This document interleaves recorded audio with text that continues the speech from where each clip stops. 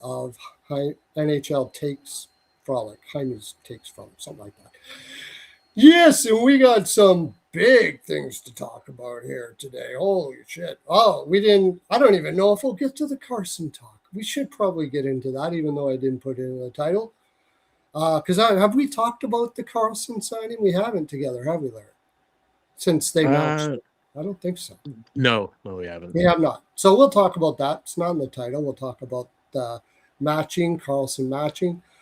We're going to talk about, are the Edmonton Oilers actually better? And I got a question for you all.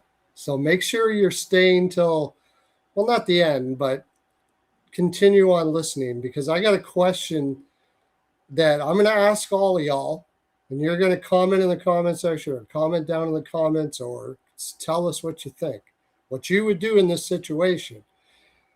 Something to do with Mr. Dylan Larkin and Stevie Y, and we'll get to that. Larry, how's your summer going, my brother? It's going good. Beautiful weather in Winnipeg. It's like been nice and warm. I'm just like, but I've been stuck inside working. But end of the month, going out to the bush. Gonna go enjoy camping. Go to a friend's or my nephew's wedding, and then hang out with some friends and buddies. So last week I'll be unavailable, but yeah, it's been beautiful here. Joined the city, joined outside walking, and then work inside sucks. Selling cell phones isn't fun in the summer, but it is what it is. Okay. Yeah. Oh, cool. I'm sorry. Rico just messaged. He might be coming to join us. What kind of camping do you do? Oh, I do wipe your ass with leaves camping. I go in the middle of nowhere kind of camping. Tenting? Best camping. Oh yeah. You do the tenting. You don't need a camper. That's all bougie. Well, get down the dirt with nature. All right, you do that. I'm not a camper. I was when I was young, but yeah, I'm nothing better than looking up and seeing stars and instead of city lights and sirens. So it's my favorite thing to do. Like, it's the most relaxing thing. I love camping. I'm glad you do. I am definitely the pussy ass camper, man. I want room service. Need a toilet. my type of camping has room service. Room service. Can DoorDash deliver here? It's a hotel. That's what my camping is. That's what it is. I got to send this link over to Rico if it lets me. Okay. So, all right. Well, first I will ask you what you think of the Carlson signing. I think you were matching, I should say, matching the Carlson offer. After I figured I'm out pretty sure you were in the camp that they were going to definitely match it. Were you not?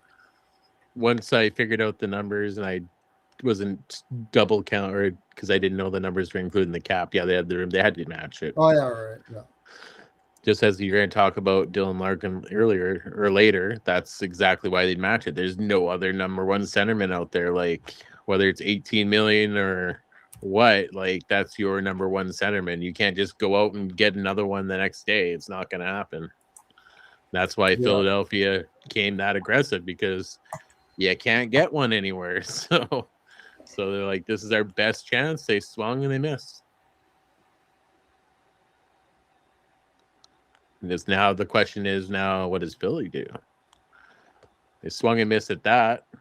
Yeah. And I think the repercussions now, because of this swing and the miss, like, you put it all in one pitch now, is, did you just screw up the price for Zegras, Drysdale? Did this screw up the price for Gauthier and Anaheim? Because I think all those numbers just went up.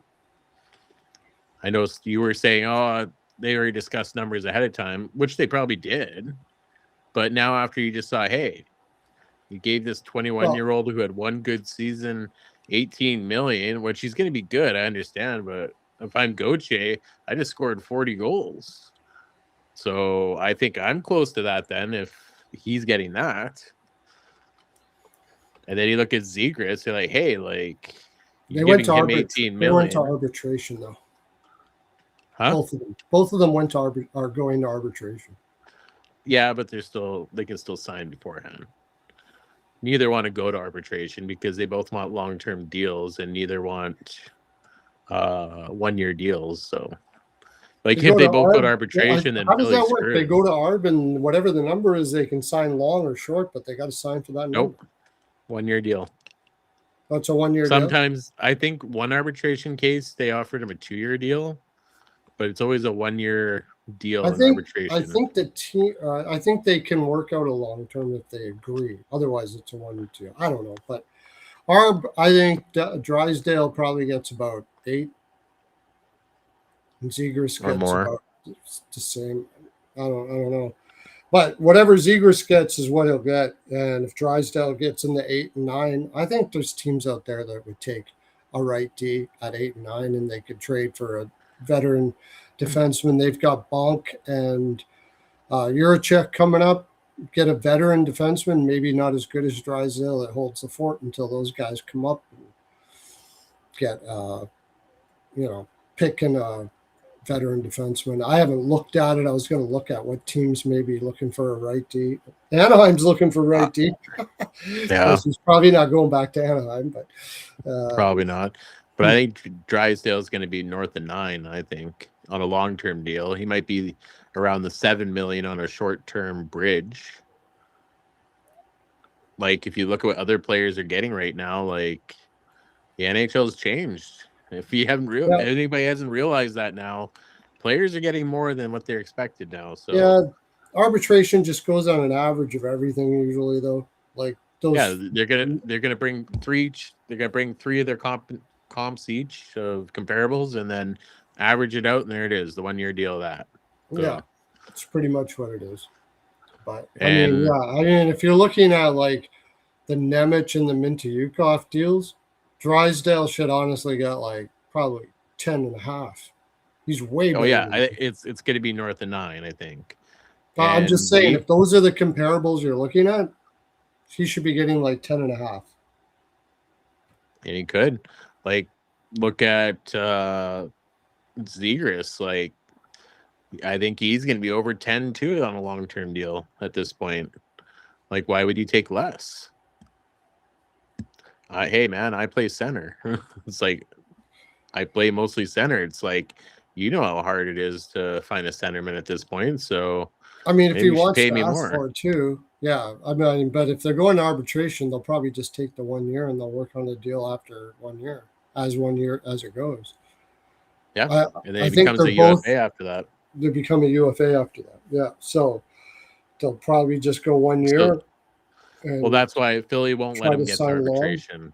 Philly won't let him get an arbitration. They'll give him the bag for 1 year. Oh, yeah, before they hit arbitration. When is that happening? Whenever they release the times. Usually it's in August. Oh, okay, I probably won't get there. So usually it starts at the end of July and then bleeds in August. Yeah, I think it's just Philly doesn't, like, if you don't realize now, Philly probably just upped the price on Zegras and Drysdale too with this, because you had Kucherov, or not Kucherov, you had Kaprizov here with his 18 million, and everybody's like, well, but McDavid signed at 12.5 as a favorite for the team, so that kind of brought that number down. But then now you see Leo Carlsson at 18 million. Now you have 2 good comparables at that range, and then you have like the Tuch brothers on their podcast saying 18 million. Yeah, Leo Carlsson's getting underpaid. Advocating. No, they didn't say underpaid. They said it's not an overpayment. Yeah, but they said it's going to be an underpayment down the line. I thought they said, or whatever. Somewhere along the line, he'll outplay the 18 million.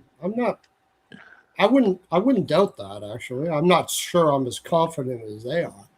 Remember, these are players. they're always going to be for They're the advocating for players. themselves. Yeah. Any little plus to keep adding on to make sure the salaries go up. Yeah, they're always going to be for the players. You're never going to hear a player say, "Oh, that's overpaid." They won't even talk about that. No, they'll always say underpaid or That's a good deal. Whatever. It's good deal for the franchise. It is a tough spot. We haven't talked about that.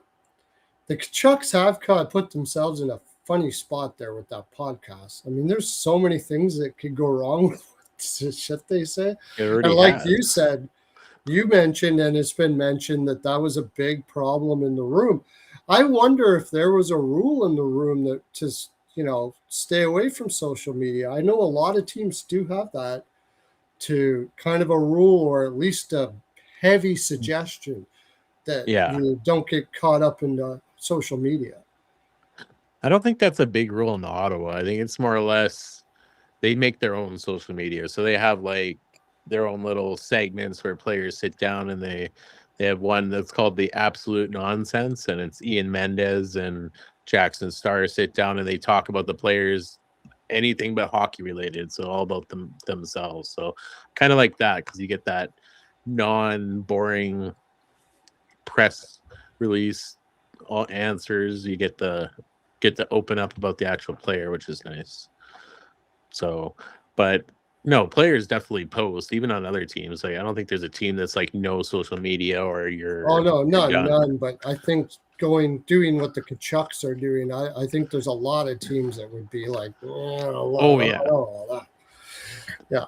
It's because it's the Tuchs, so they say what they say. So not so much Brady, it's more Keith and Matthew. They don't care; they'll say whatever.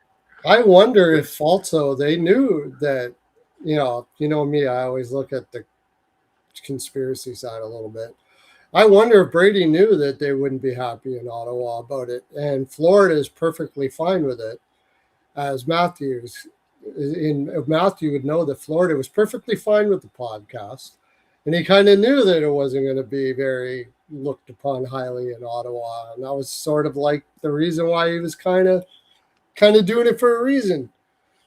I don't really care about being in favor here. I'm going to do it my way, and that's too bad. And I agree to a point, but I think it was realized afterwards. I think they just did it for money. They just wanted more money and more exposure. They wanted to help the game. So they're just like, we're going to talk about things that other people don't talk about on here. And we're going to get a lot of views and downloads. We're going to make a lot more money. But then the other part comes then. It's like, wait a second. Oh, this is kind of pissing them off over there. Now we can use this. Let's get Keith on the show. Let's get Big Walt talking about Linus Ullmark and quit being a baby and be playing because you have mental illnesses and your team's soft, Brady. Your team's soft. Like, some of that shit is just. I think that's the one episode that probably got the room saying, "Hey, you know what? Like that was over the line." Yeah, but like I said, I don't think that. I think that was kind of orchestrated. They knew what that their dad was going to say, and they knew that was going to piss everybody off. So Brady got to say something he couldn't say, and he knew it would piss everybody off, and he knew he was on his way. Let's face it. Brady knew this long time ago. He was going to Florida. Long time ago. Like what's his name there? Hey, Rico. Yo. Buddy. Fellas, what's going on? Larry, nice background, buddy. I know. That's pro, man. I got to flip it. I just realized it's backwards. Oh, shit. I didn't notice. This way. I got it. I can do it. Oh, wait. Maybe I can't. Damn it. No. I didn't even notice until you said something. Damn it. Okay. Oh, wait. Flip preview. No, that didn't work. Whatever. It's backwards when we go on this. It's right for me, but it's backwards for you. Yeah, whatever. All right. Yeah. So we started off with the Carlson thing, Rico. We were all on the side of signing, right, Rico? That they were going to match that. They had to. I mean, yeah. The only problem is now you just got to get rid of a few pieces around the edges, like a Killorn or a Kreider or somebody that's good in a room, and you're kind of gonna have to lose somebody there. Vetrano. They're gonna have to. They're The gonna have trend, to. yeah, staple yeah, a yeah. pick- They're gonna have to staple Yeah. a pick to Vetrano and get rid of it or something. Yeah, dude, Vetrano signed that contract, and didn't he like get a residence like a state over, so he gets no tax or something? That deal, like the way he. It gets paid out at $900,000 a year for 10 years in 2035 or something like that. Yeah, yeah, yeah. It's one of those cap circumvention, no tax kind of. Yeah, that they're Deals that probably he going to signed. do something about. Good Yeah, thinking, you said though. it was like based off the last year, but I think it's based off of where he is when he receives the money where he is. So if he's retired in Florida and he gets his payout, that's what he gets taxed on because he got earned that Yeah. money while he was living in Florida or wherever. Yeah. Yeah, It's not that's based off just- where he finishes the last year. Yeah, The sad part about that is they jumped through hoops for him to get him that deal. And then he's just ass, man. That's holy crap. Talk about a guy who got the bag and died. That guy's terrible. Terrible. I don't even know what kind of pick they're going to have to staple to him to get rid of him, to tell you the honest truth. It's really, really bad. I think they'll have to move Killorn or Kreider because they're going to need more than just $4 million. Well, Kreider's I not would- likely unless it's a contender. Sorry, go ahead, Rico. I was just gonna say I would probably keep Kreider over Killorn. I think he's just a little bit better of a locker room guy from what I heard. A little bit of Yeah, sorry. I mean Killorn, yes. Chris Kreider's faster too and 1 year younger. He's got more tangibles at the same price. Yeah, Killorn's. They both have 15-team no trade list. And So he's surprise. retain 1 million of them and send them somewhere to a contender. They'll be happy. yeah, if you can find one, yeah. I don't know who that would be. I thought maybe, I know they're not a contender, but I thought maybe Stammer would be able to convince Killorn to go over to Nashville. But honestly, I looked through it. I couldn't see where.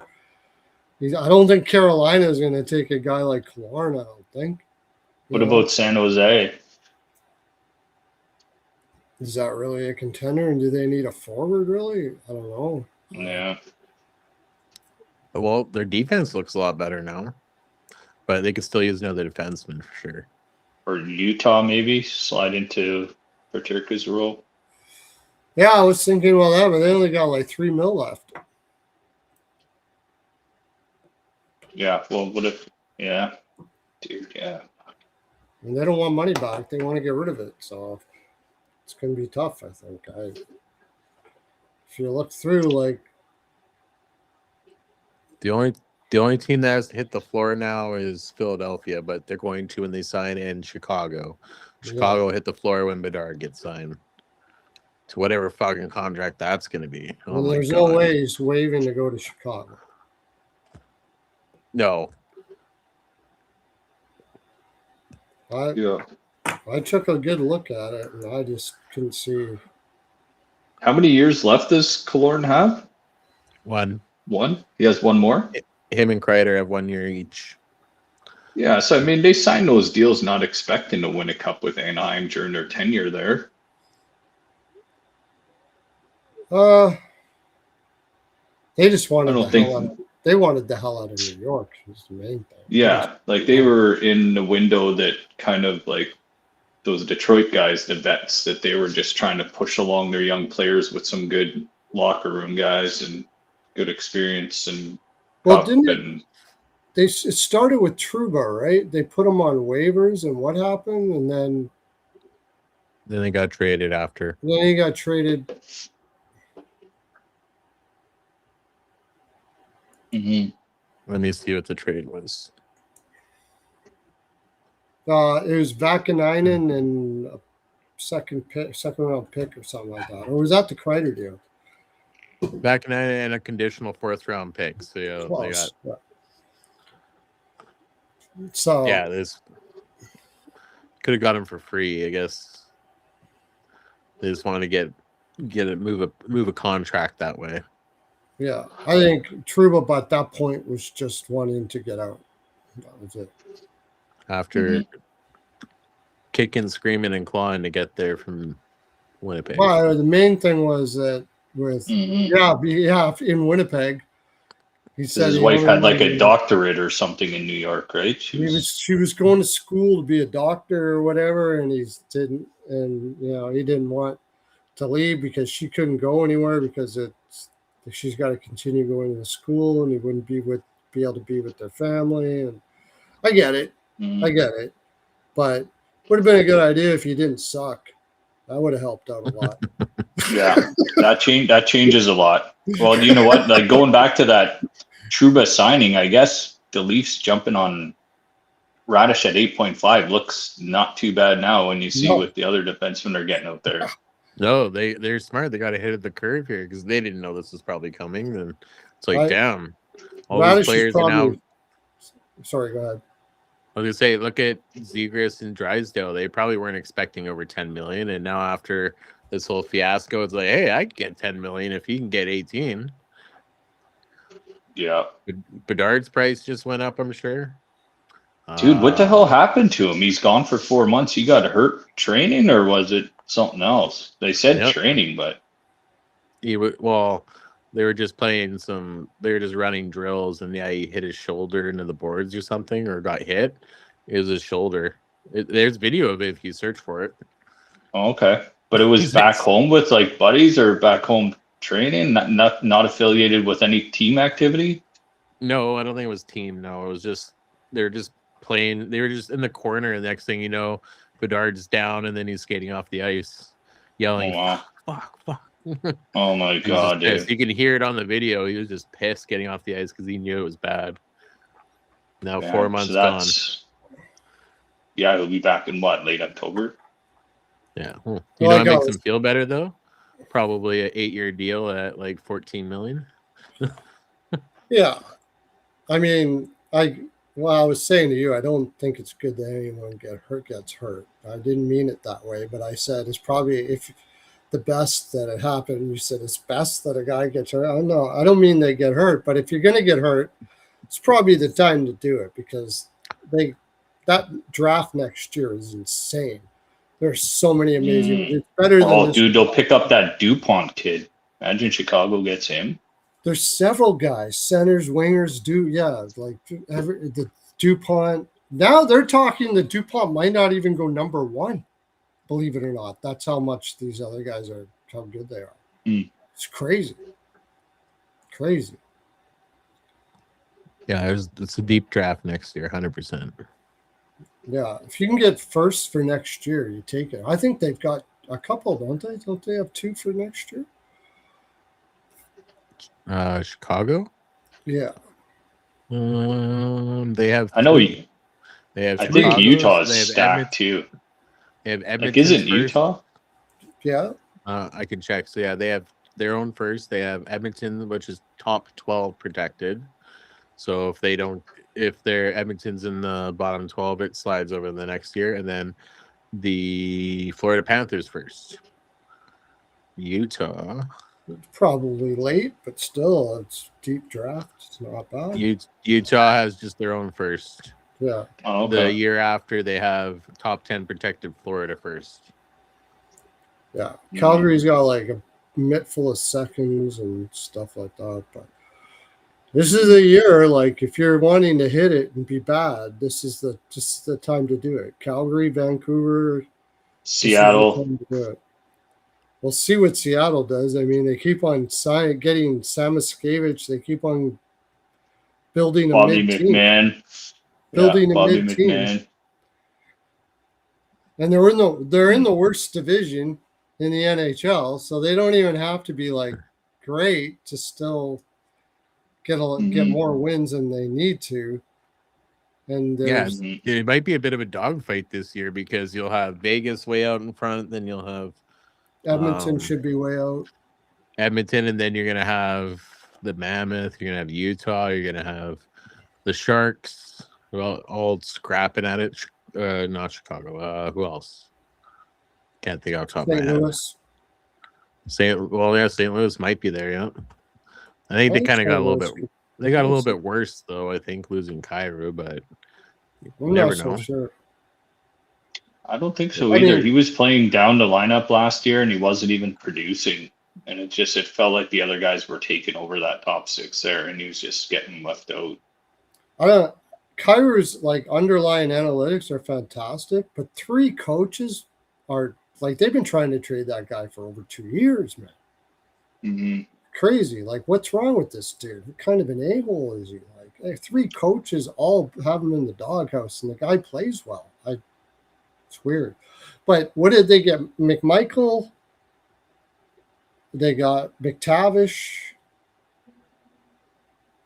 Yeah, like if McMichael and McTavish can be better than they were last year, then that definitely makes it up. Yeah, Yeah, And their I mean, defense, I right? agree. Like, sorry. but it only pushes the needle.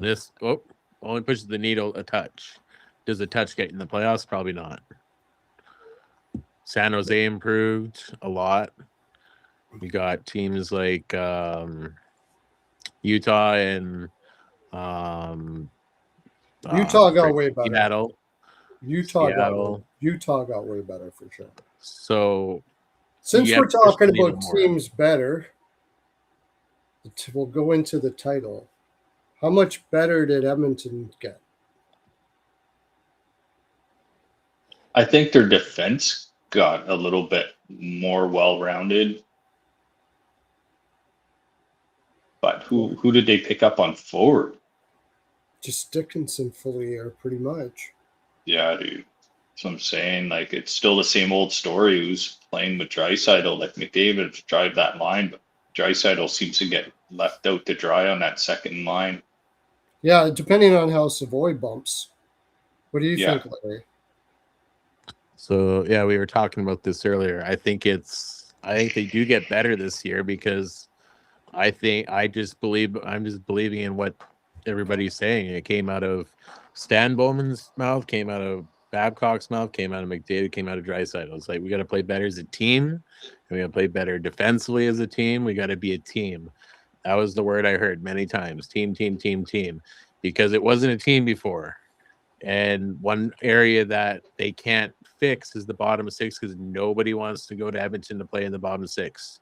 Your career is just going to go down the tube at that point because you're going to get limited ice time and no responsibilities. So when Stan Bowman especially was talking about we need to find roles for these players, like they're not going to be a McDavid or Draisaitl. We need a guy that can be like, you're the guy we're counting on the power and the penalty kill. You're the guy we're counting on to be on the ice in the last 30 seconds to keep a lead. We need to give roles to these players. And I don't think any of the other coaches have done that since then. It was always double, triple shift McDavid and Draisaitl, McDavid, Draisaitl. And Pearl doesn't really agree, but I think that's why Connor Brown skipped down. He's like, I don't want to be here if I'm going to get bottom 6 minutes. My career is done if I'm here, so I need to go. And It makes And they're getting sense. bottom 6 in New Jersey too. Yeah, it makes sense. Like in Edmonton, they basically plan McDavid and Draisaitl's ice time around like commercial breaks and different breaks during the game, especially when they're down at all in the game. They manipulate their ice time, like they're coming off at certain times, and like the bottom 6 are just fillers, definitely. But I mean, Dickinson there will make a big difference. But like Perlo said, Savoy's got to take a huge jump. That's one guy they're banking on. It's huge. It's got to be. And, I mean, you still got a mediocre 4th line. Yeah, Henrique's done. Henrique's pretty much They're done. Is he even still did playing? they sign him? No. I don't know. Like, is he a free agent? Okay, he's not signed. Yeah, he's cooked. I think he probably retires. Szymanski, Lazar. Like, Lazar is better than Sissons, as I said before, but and then 3rd, Dickinson, and Dickinson is like the anchor for that 3rd. Kapanen's not too bad. Are you going to put Hopkins there and create a solid 3rd line? It'd be a good idea, but who are you putting on the top line? It ain't Howard. I'll tell you right now, Howard's going to end up in the AHL. He's going to hate Babcock because Babcock is a meticulous dude. And Howard doesn't know how to play anything outside of the offensive zone.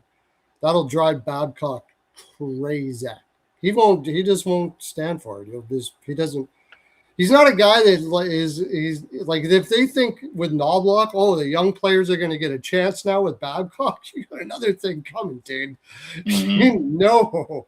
Yeah, you got a cocky player with a cocky coach, and it's just it'll be interesting to see. Yeah, you're not playing unless you're playing a meticulous game. He's a veteran coach. He liked Hyman. Hyman's a smart player. When he was in Toronto. But I mean, Detroit was a veteran team. Toronto was pretty veteran as well. It was a pretty veteran team when he was there too, wasn't it? Besides Marnie. Yeah. I don't think Babcock really likes Spezza because of what he did to him, but he had guys basically at their last year of their career as well too over there when Babcock was there.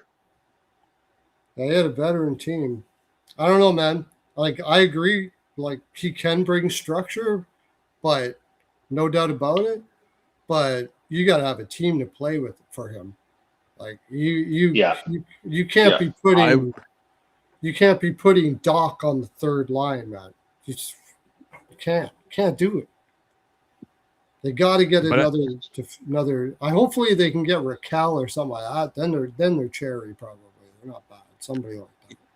Yeah, the more I just thought about it was just like their last 3 coaches were just basically young, give them a chance, let's see, fresh look and see what happens. But kind of like you said, none of them were ballsy enough to sit McDavid and Draisaitl and give them the rest or give other guys opportunity because they're like, hey, it's my job on the line. I got to play the best players.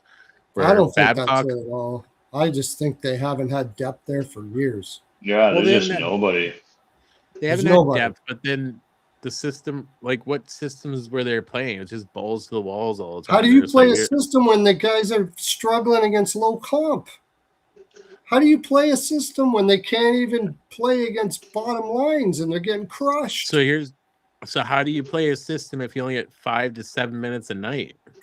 Because like, they're getting crushed in that 5 or 7 minutes a night. They're getting absolutely crushed. How do you get into a game? Any NHL player tell you that's the hardest job in the NHL is playing minimum ice time. You don't get into the game, and then you have to go out there and be perfect. So they're getting crushed by low comp. So we're going to play them 13 minutes a night, so they get absolutely obliterated by top comp.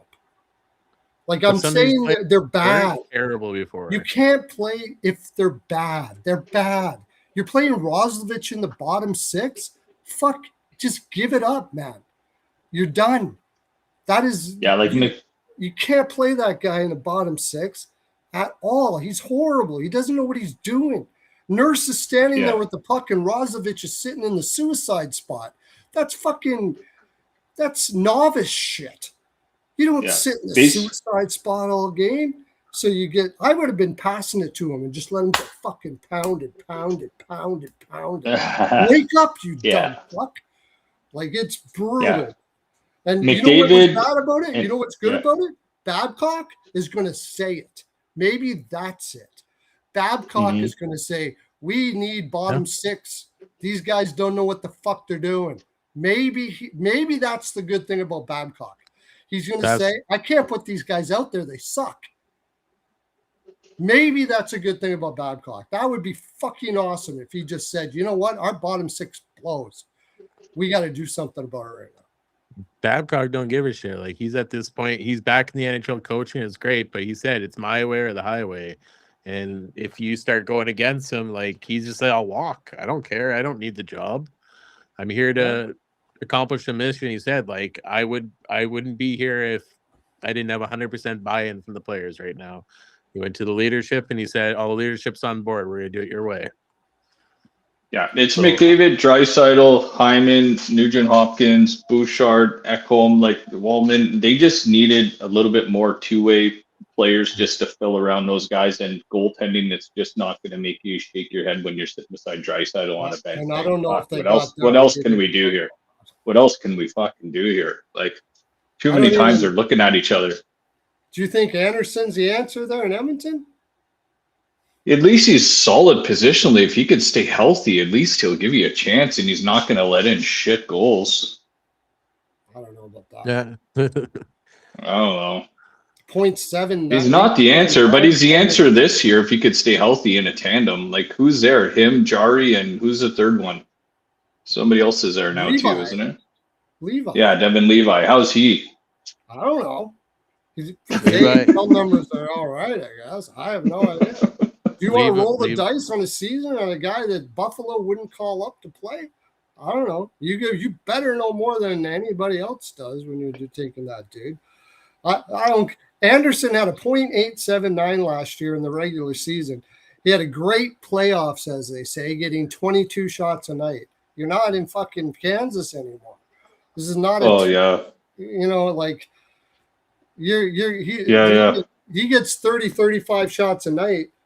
And now you're not playing Carolina's full man-on-man system all through the zone anymore. You're going to be seeing shots from all over the place. I don't know. That's the way you got to look at it, right? People are like, "Oh, Freddie Anderson's good. He won the cup. Yeah, he must be a good goalie. Let's go to Edmonton." But then you just got to start peeling the layers off the onion a little bit and be like, different environment. So you have to think that I like what they did because you got 3 guys that can play NHL games. All 3 of them can play NHL games. You got Jari, who's like your number 1 for now.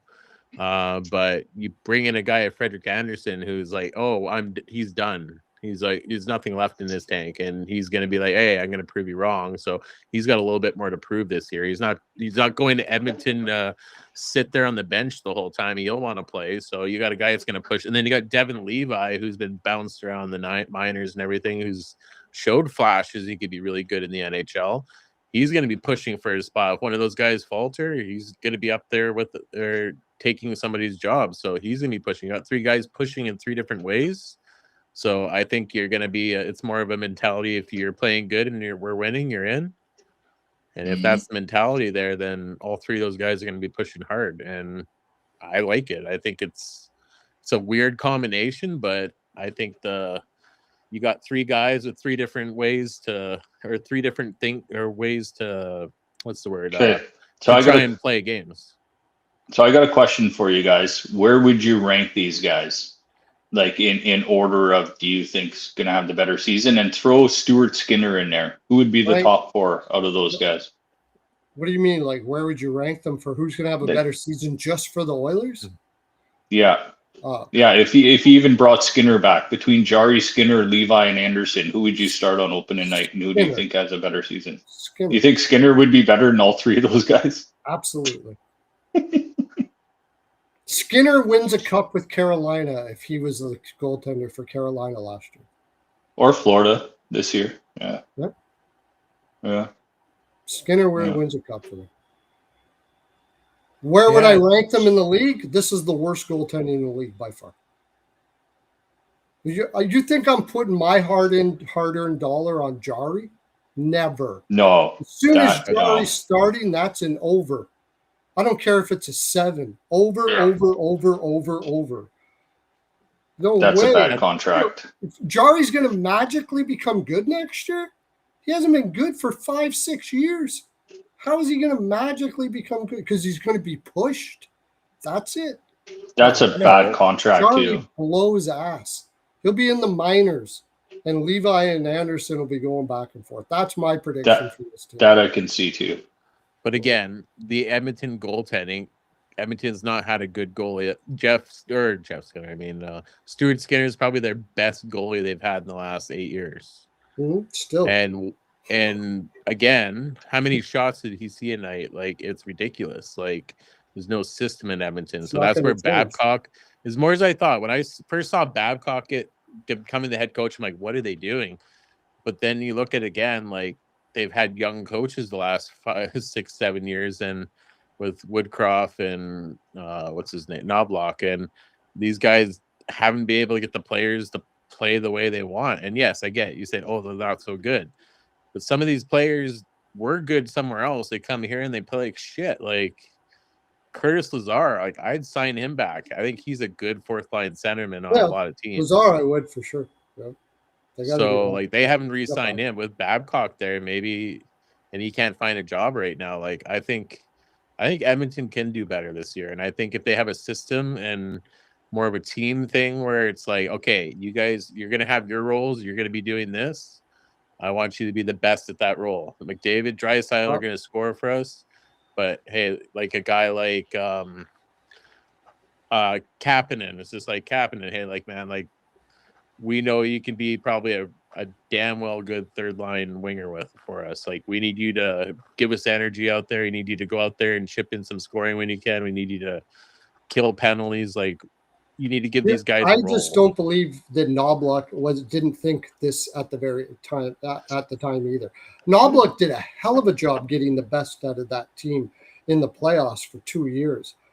He brought the guys up at the perfect times when they had full legs, like Kapanen and stuff like that. And once they pooched out, they put him down to the fourth line. I thought he did a masterful job with that lineup. I don't think that lineup should be doing as well as they did last year. I don't think they should have did as well. McDavid and Draisaitl, McDavid, if it's not like, I know you can't say, but I mean, if you were to take any other two centers in the league and put it in there, there's no way they're making the finals. I thought he did a hell of a job with that team. I totally disagree with you. I think it was nothing. Knobloch is a smart guy. He didn't play them because they sucked. That's why they didn't play them. And you know what? I don't think Babcock's watched a game for 4 years. And he hasn't really coached a mediocre to a bad team. Babcock, like you said, he's always been handed something, right? Babcock's always had a good team everywhere he's coached. Just wait till he gets in there and Kirby Dach has to play whatever his layered defensive zone system. He's going to play a lot with Kirby Dach and Kirby Dach, or not Kirby Dach, the other Dach, his brother Colton Dach. Colton Dach's got to play a low layered zone system. He's going to be going around in circles, man. He doesn't have a fucking clue what he's doing there. And Kapanen, maybe it's a little bit, assuming Savoy can play up in that top six on a regular basis. I don't know if he's ready to take on top comp yet or not. We'll see. Yeah. But I do agree with Rico on the defense there. Mukhamadullin was a great pickup, and I think Shea is as good as Nurse. Yeah. So Shea, I gotta pop out for 2 minutes, boys. I'll be right back, okay? I don't think Shea is an improvement over Nurse, but I do think he's as good as Nurse. Yeah, I like the Matthew Joseph pickup because we went to St. Louis. His game went to crap. I have no idea why, but I watched him in Ottawa. I'm like, this guy is in his prime right now, and he can fly. So I think he's going to get good. Yeah. He's going to get a shot with a Draisaitl or even McDavid for sure. No way. Why not? Why wouldn't he get a shot? This guy. He hasn't played top comp in 3 years.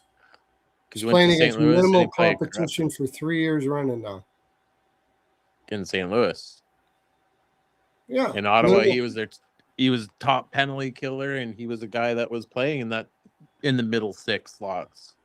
I think it's more or less like he just lost his game. I don't know. They only signed him to a 1 year, $1 million, but it's a guy that can skate with McDavid. How many guys can skate with McDavid on this team? He's an average fourth liner, yeah, but you can skate, but you know what you're doing. Doesn't matter. That's the question. Yeah, that's what you don't know. But yeah, I'm just saying, what happens if he can? Tell him to go get the puck and try to get it in front of the net and stuff. But that's the kind of guys they've already had up there. Yeah. I don't know. I think I don't think it's as. I think Dickinson is absolutely huge as long as he doesn't get injured because he gets injured all the time. Dickinson to me is the biggest improvement on that team for a full year. That's going to help an awful lot. Murphy's solid, above average third pair, playing a little above what he probably should be, but it's not terrible. No, I think their defense is better. I'm just not sold on this goaltending until I see it. No, the goaltending on the sheet's not good, but you got three guys, like I said. Goaltending is hard to predict. You can't go and there's very few goalies you can go out there and say this guy is going to have a good year every single year. It's like some goalies are amazing, then they fall off the ship, and then you just like you never see them again. Like look at Matt Murray, came in, won a Stanley Cup for Florida, and then had for Pittsburgh, and then had another really good season, then got injured, and then his game went to That crap. was injury related, yeah. I think. I don't know what his whole. Well, he was healthy afterwards. It's just he couldn't find his game. It's like you could look at Bussy in Carolina. Like he comes in and he wins the Stanley Cup at the end there for them, playing in the finals. Like any pretty much goaltender could have probably. Yeah, I don't think any team can win with goaltending like that. I don't think any team can do that. I think Carolina can. I think Florida can. I think a good 3-zone defensive forward team with some decent defense can do it. Playing man on man, I think they can. But maybe that left wing lock with Vegas there was all right. But I like the Devin Levi pickup because this guy's been good in the AHL. He's gotten a few. He hasn't got like a huge chance in the NHL at this point, but he's a guy that could be popping right now as a goalie. Like he's 23, 24. It's a good pickup for him, and I don't think it's a bad pickup. I just would like a better goaltender than Jari and Anderson to have a backup plan. There's a lot of teams that want a better goalie, but you never know what's going to happen with this is the worst goaltending in the NHL. Tell me a team that has worse goaltending than them. Toronto. On paper right now. Toronto.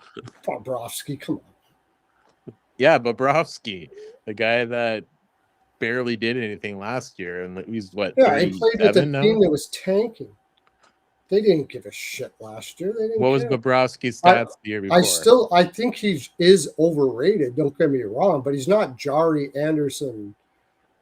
But yeah, Bobrovsky, who's on his last leg, on his last puck, like he's got like barely anything left in the tank, and you got Stolarz, who's been Bobrovsky. He is conditionally unbelievable.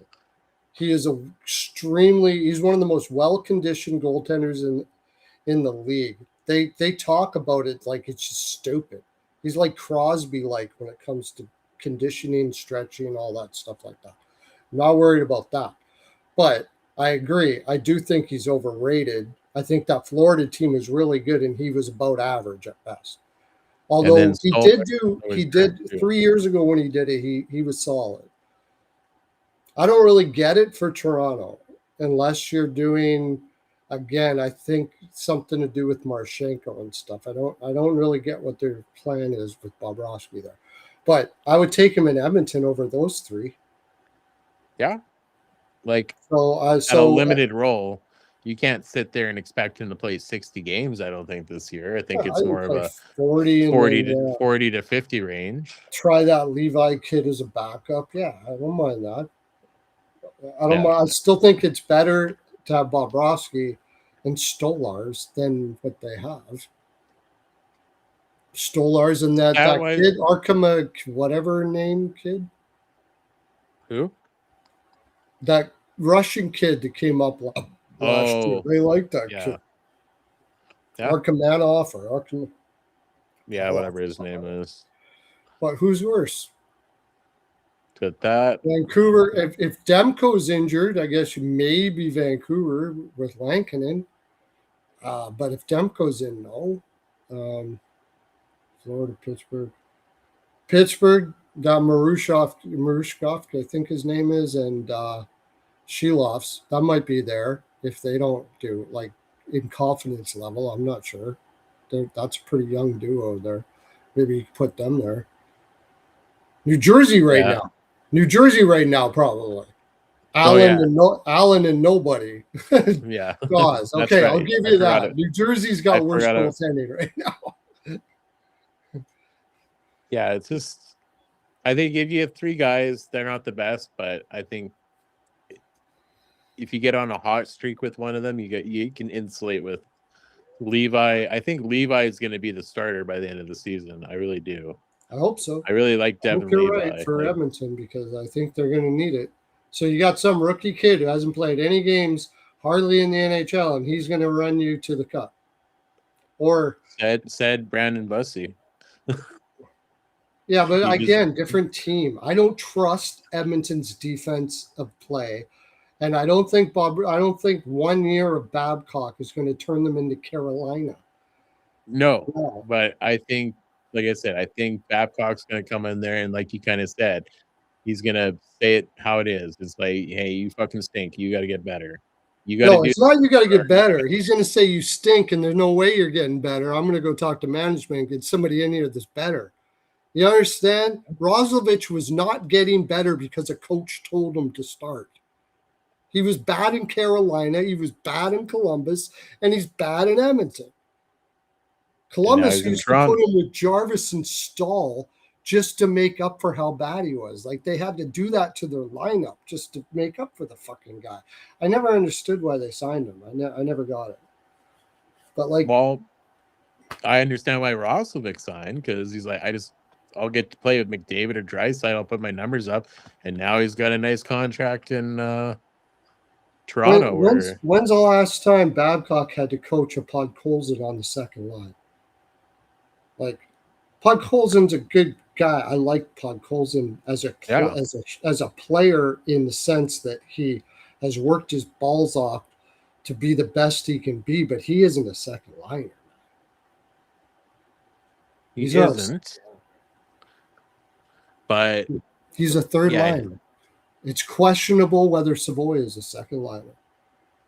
So you can put Polko, you can put him and Kapanen and Dickinson on a line. That's a pretty good third line. That's exactly what I think Babcock's going to do. But what do you do with your second line though? Savoy and who? Hopefully Edmonton's not done. Yeah.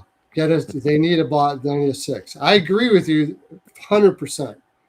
Podkolzin, Dickinson, and Kapanen, that is one hell of a third line. Play them as much. You can play them more, so McDavid doesn't have to play against top lines. I'm with you 100% on that. So in the end, this is basically what I'm saying. I'm going to make it easy to understand. It's the first time I've seen where management, coach, and players are all on the same boat or on the same page at this time. So like McDavid and Draisaitl, no, we need to have a better team to compete. We can't do it all. We need to have some depth. We need to get, and they're not done yet. Like they'll probably add a couple other pieces, but they need to play a better system. Huh?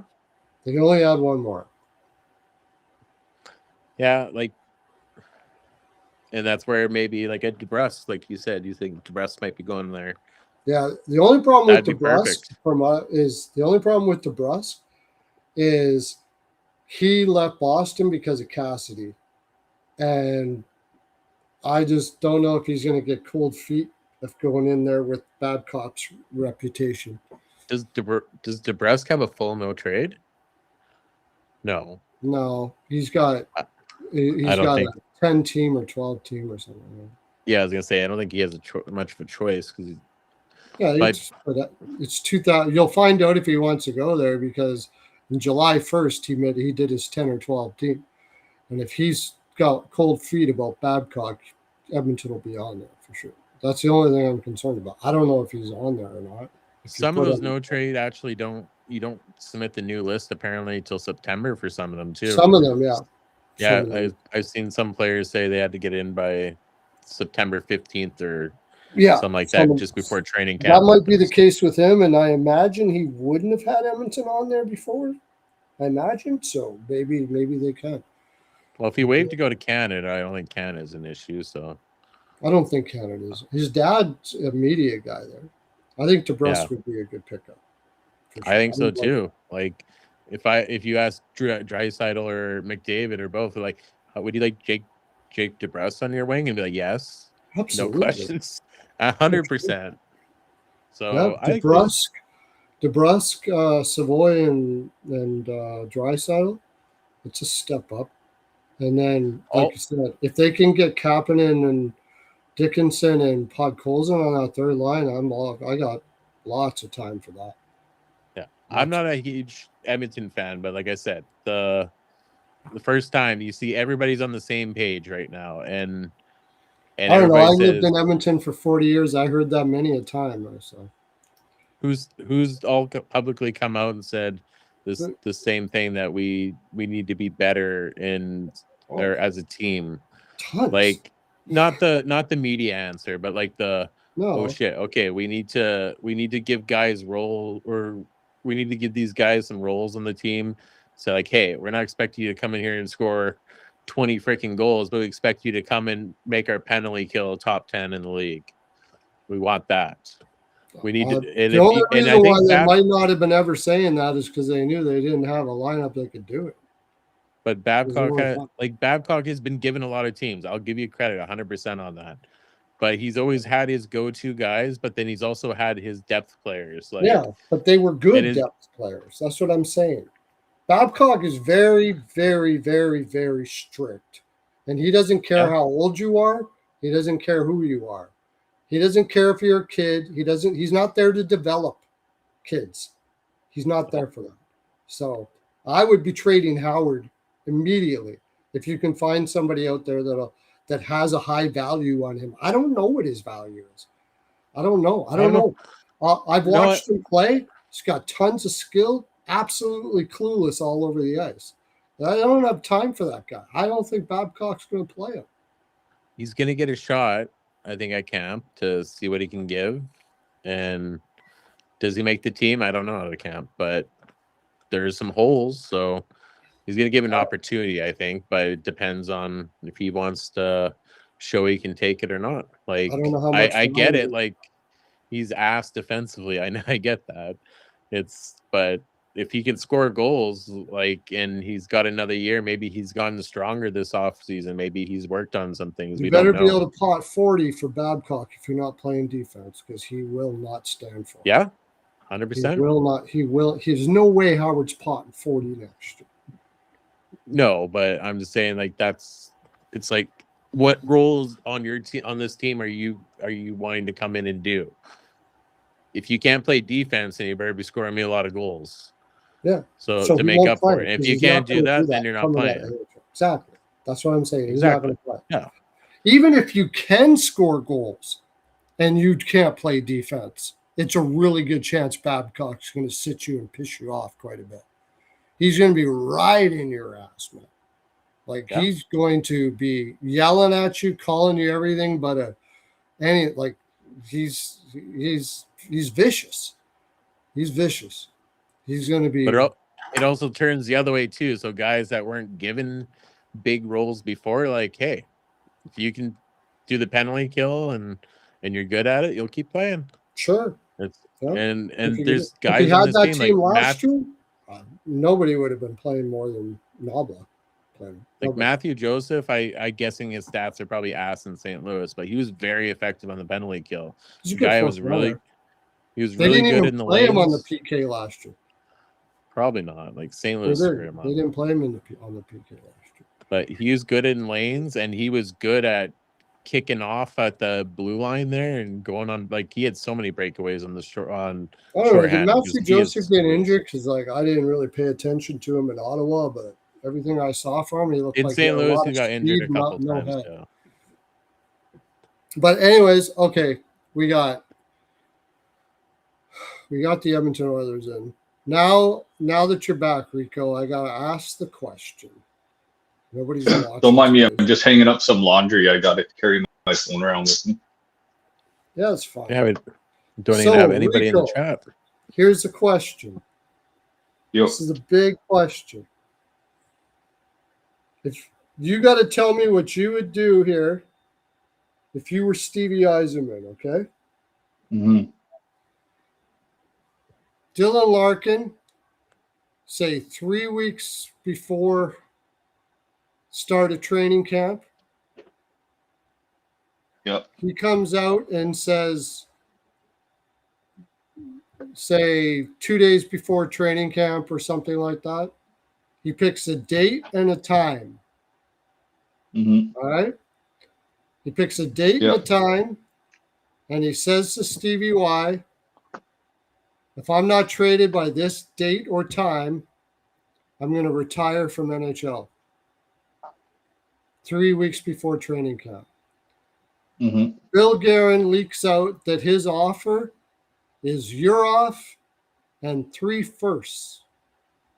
He won't say Urov because he's not going to mention a player's name. That's terrible. So, like a roster player and 3 firsts. He leaks out that that's what the offer is. And then Larkin tells him 3 weeks before camp, I'm giving you this date and time. And if I'm not traded by that time, I'm retiring from NHL hockey.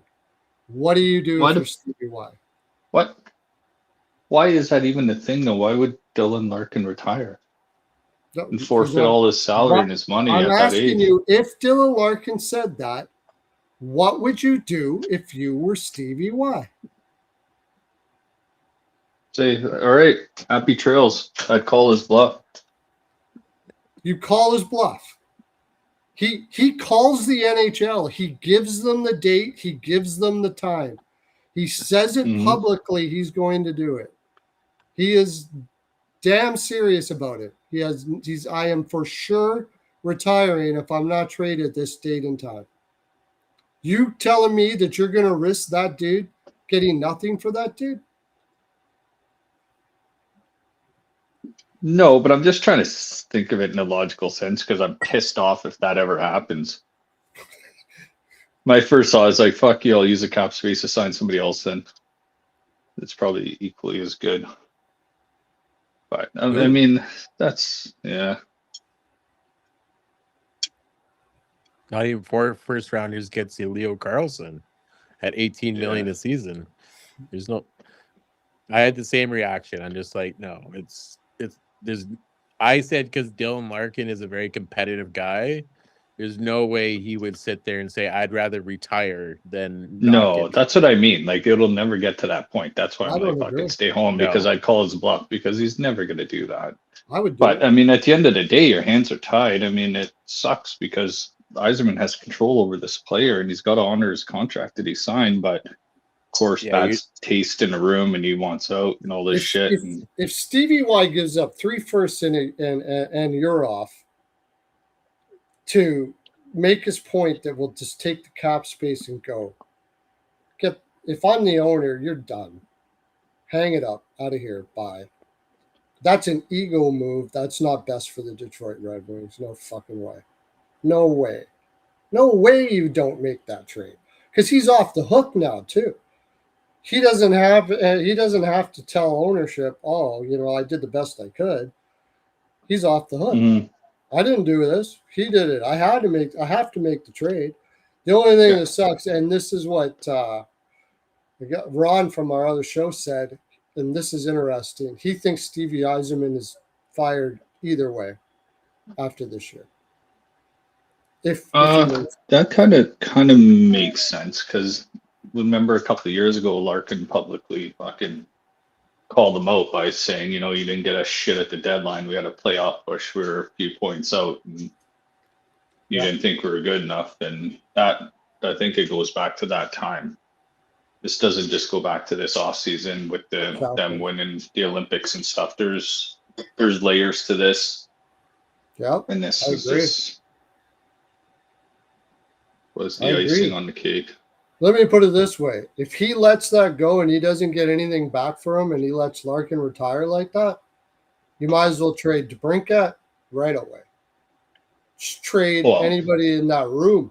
Anybody in that room is going to be livid if you do that. Absolutely livid. I think people think that his teammates are against him to go back in that room. I don't believe that at all.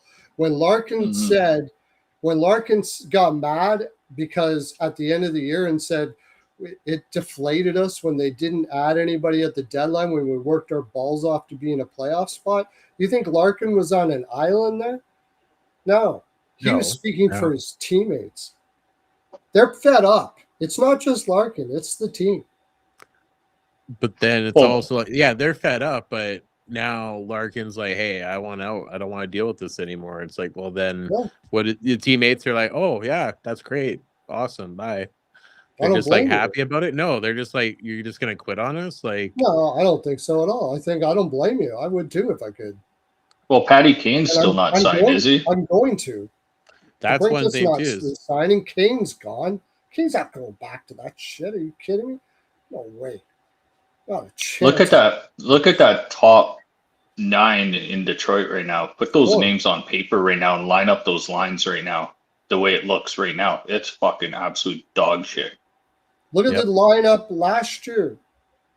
People say, well, this was a good team that faded at the end. No, it was a below average team that faded at the end, like Seattle, Columbus, Nashville. These are all below average teams that run out of gas at the end of the season because they're working their balls off just to try to make it.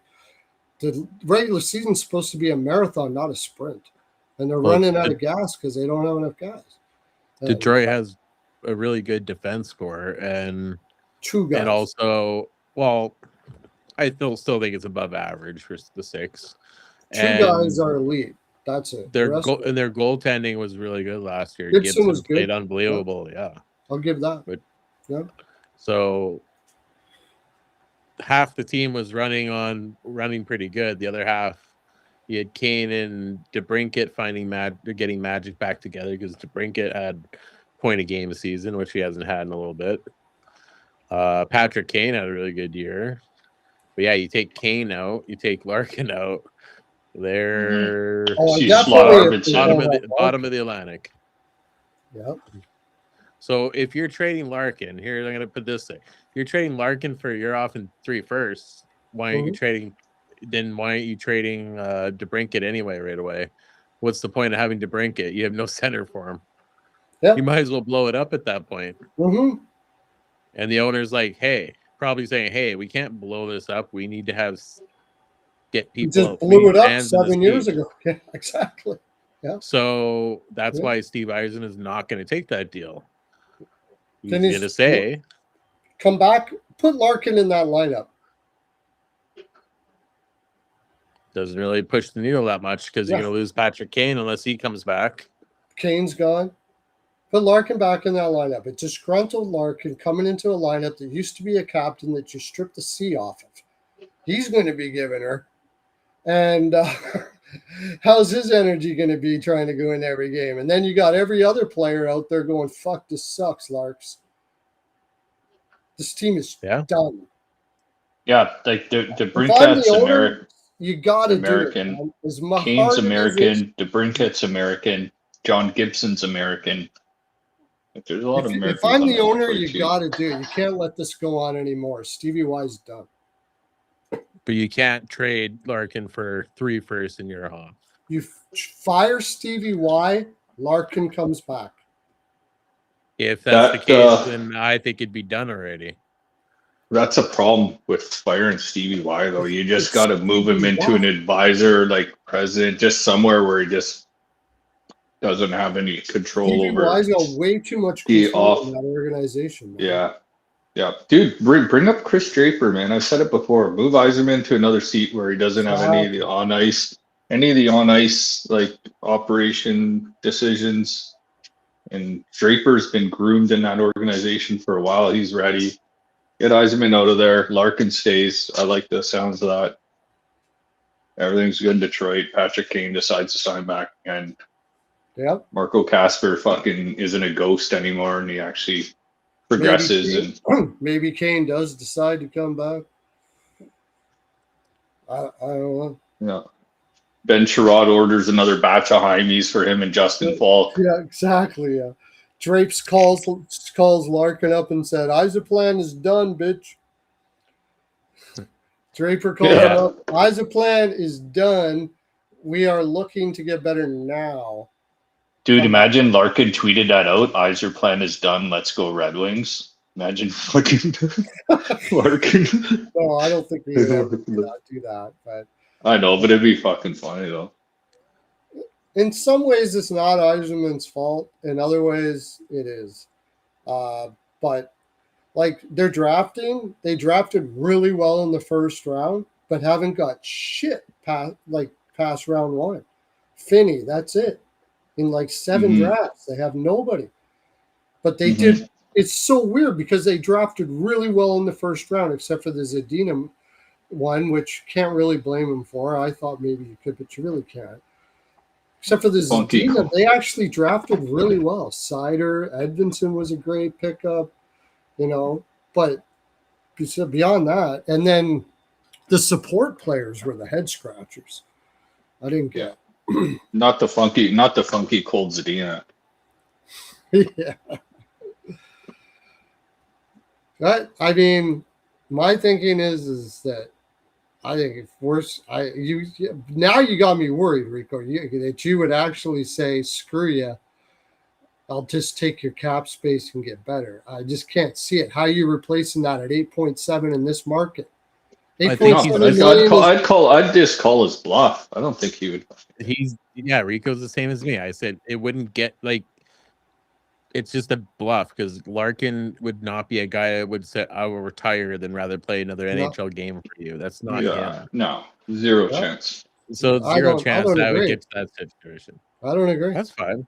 You can have your opinion. I would definitely do it. Get right down to that day and just keep on telling him I am, man. I'm out of here. That's it. I'm done. And I'll tell you why I'm done, Stevie, because I'm doing this for all the players out there that are stuck in a situation like this, that is in a state and city they love. And when I retire, I'm going to tell the world that this is what I'm doing. Maybe he becomes a big guy in the union. He makes tons of money anyways.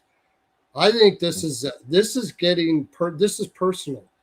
I think he's doing this for players and saying, I'm stuck in a contract. My general manager said we were going to be better than this. I got no hope in the future. It's Yzerplan going to be for 20 years if necessary. I'm going to waste my career. And you tell me that I got to give you teams that my family doesn't want to go to? We already had this. I know you're going to be calling me some crying millionaire or whatever the case may be. I'm not giving up my dreams because a general manager can't make a team. Say that publicly after it's all over. And how many people are going to be like, you know what, I kind of get it. Here's the flaw. Here's your flaw in that plan. If it's all about winning for Larkin, there's a lot of teams looking for centermen. No, it's not all about winning. It's about having my family be in the place they want to be too.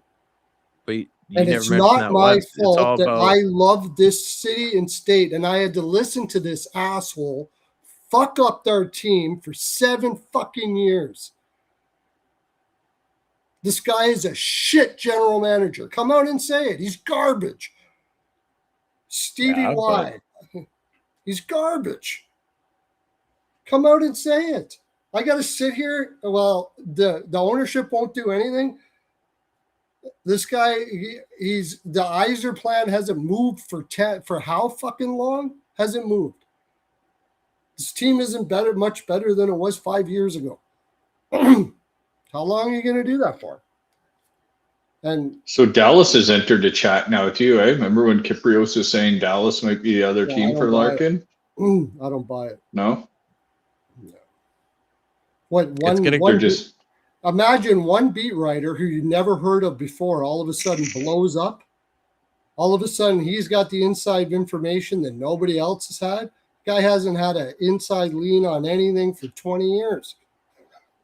Yeah, but it's not gay if it's a three-way, Pearlo. All of a sudden he's got this fucking lean, and not even Friedman will say that it's an actual thing. Just some guy said that. No, I don't buy this shit. Something's wrong here.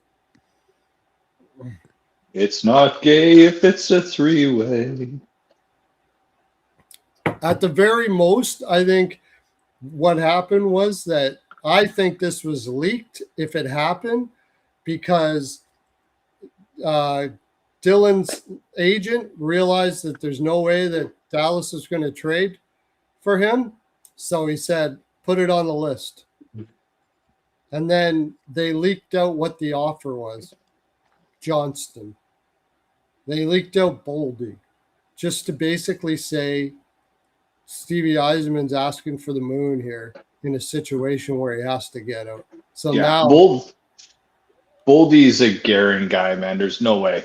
You got to send Brodin over in that deal, and the deal probably gets done. I don't think so. I don't know. I hope so. I hope you're right. Got to send Brodin in that deal. I get it.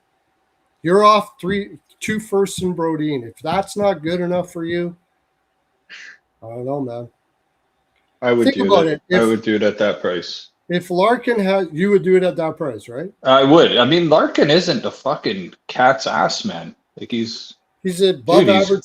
first line center for sure. above Uroff that. isn't cat's ass. Uroff has a good second line potential. So above average, Yeah. so he's top 16 in the league. Yeah. He's barely I cracking the heard top 15 centers in the league. I could probably Yeah. I name worked 15 it out better to centers about than him. 14, 15. Somewhere around that. 14, 15. So he's just above average. And you have to remember, Edmonton has 2 of the top centermen in the top 5 in the league. Yeah, there's a lot of teams that have number 1 centers that aren't number 1s. Pedersen's not number 1 anymore. Yeah. I'd go even deeper into Minnesota's prospect pool even and just say fuck it and sell it to the fans and being like, this Strommel is was who the we other got. one. They could take Yeah. Strommel. Take him. He had a killer Take somebody college. that's He had a killer college year. yeah. Eisenman I should don't just know be- what we don't know what Guerin's offering now. Okay, Guerin could be going super light and saying, "We're just giving you." We got the leverage. We got the leverage because the player wants to come here type shit. Right. Eisenman's like, no, we got the leverage because he's under contract. Right. He says, "I'll give you 3 firsts." And then Maybe- Yeah, and those first turn into late firsts. You might as well call them second rounders where Minnesota's going to be drafted in the next 3 years. right. So he's just sitting there waiting for him to go around and try, and Larkin not give anything, won't be able to find anything, and then when it comes right down to it, say, "Nah." Tell you what, we'll throw your off in there. And then maybe at the end of it, we'll go Brodin, and then the deal's done. Yeah, now that I think about it, fuck, Detroit probably doesn't even need Brodin. He's like a minutes eater, and they got Edmondson and Sire there. No, I would they take don't. I would take the Strommel guy over Brodin Strommel, probably. yeah. Here's Or work a something that 3-way deal, but I haven't been able to work one out that's been very good so far. I got a question. How many offers do you think have come into Eisenman for Larkin that are probably something to consider from other teams? I'm sure there's a bunch. I don't Yeah. think there's too much. Not too many teams want to show their ass here. I don't think there's too many teams that want Larkin now. He's made it pretty clear where he wants to go, and he's willing to put in his stance here on that. So if you're getting That's him, true. you're getting your sloppy seconds. Yeah. But if teams are like, hey, like or if you're trying to move Larkin, I'm trying to move this, maybe we try work a 3-way here. But there's got to be, I think at the end of the year, it's either Larkin's not returning to Detroit. I 100% agree with that. I don't think he's playing another game in a Detroit Red Wings uniform. So either he's going to get traded to Minnesota, they'll figure it out, or your Eisenman's gonna be like, here's another trade offer that we got that we're gonna accept. You can go here and you can keep playing and find your way to Minnesota if you really want that. Otherwise, That's why you're probably hitting. That's probably why you're hearing more teams now because the deal with Minnesota is getting less and less likely. So now other teams like Dallas are starting to open up a little bit, and then I think Eisenman's teams are probably just saying, "Listen, we're not getting what we want for you, so you got to give us somebody else. You got to give us another team." I think Yeah, and I think teams are calling, but it's if you're going to Well, call anybody, call his agent. Don't call And again, Larkin. Don't call Eisenman. Minnesota's out of cap space at this point. They went to Plan B just to That's be why safe already. Brodin is gone for sure, one way or another. Brodin is gone. Something like Yeah. that. What about Jarrett Spurgeon? Is he still making money? Yeah, $7 million. He's 36, but it's kind of hard Yeah. to trade him. I think That's he's a got contract you got to get rid of. No movement clause. Brodin doesn't have doesn't have any clause. Well, Spurgeon is a 10-team no trade, so that's not 10 team. Well, Detroit will be on it. It'd be stupid if it's not. But Yeah. 2/3 of the league he can be traded to. It doesn't have to be Detroit doesn't want him, he can go somewhere else. Yeah. They're gonna have to trade somebody. Like I think Brodeen's. I had something who went to LA. I love that. I love that kid in LA. Cody Ceci. Yeah, Cody Ceci. I love that. There's no way. Yeah, you're gonna strip Holland's boy toy away from LA. There's no freaking way. That's And not. you said you always trust Elliot Freeman. Remember what I sent you earlier today, that Elliot Freeman believes he's going to sign a 3-year, $18 million AAV contract. Yeah, So if you do that, how do you fit that?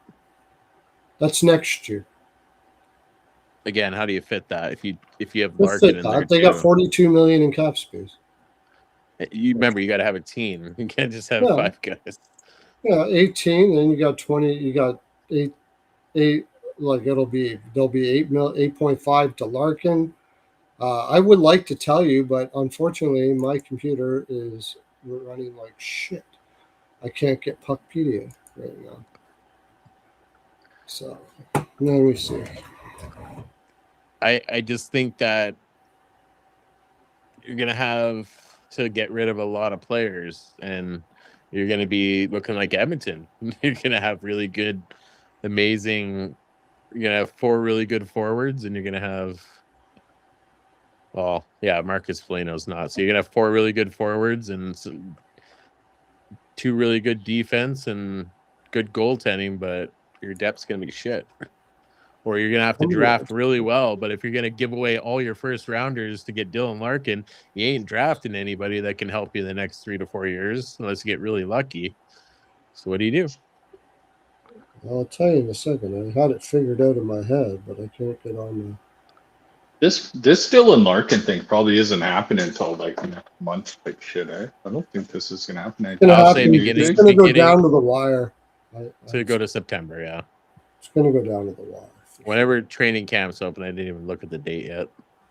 I still think he's gonna put the hammer down in every way he can.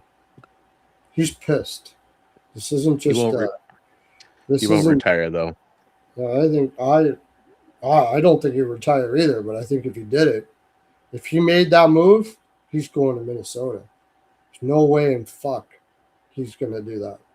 He's not gonna take assets for Larkin. No way. He's not going to retire too, because Detroit be like, okay, well, you retired, now you can't play in the NHL. He's not Do you going to think retire Larkin- because he's not going to retire. Do you think he's embarrassing himself a little bit now? Did it drag out this long? I don't think right now he's, like I said, I think he's doing the best for his family one, and now it's become a player thing. He's pissed. He's pissed. He's really pissed that he has to leave Detroit. He's really pissed that he was put in a situation where there's a general manager that wants to rebuild for 20 years. He's pissed. Dude, I think Detroit should just trade Verbeek for Yzerman. And then offer sheet go. Oh no, yeah, we can go take that. 4 first, give him 18 mil. Bedard, guys are going to be. There's going to be no Bedard. free agents after this year, right? Everybody's going to be signing their guys like right away. Free agent. Silly season next year would be like. Yeah, there's going to be no more RFAs making 850, 950K anymore. Like this is going to be. They're going to be signing. You can't leave those players unprotected like that, especially with the cap going up. Like this, just set a precedence going forward. That lockout in 4 years. We'll see you there. yeah, 100%. We're gonna have lockout in 4 years. 100%.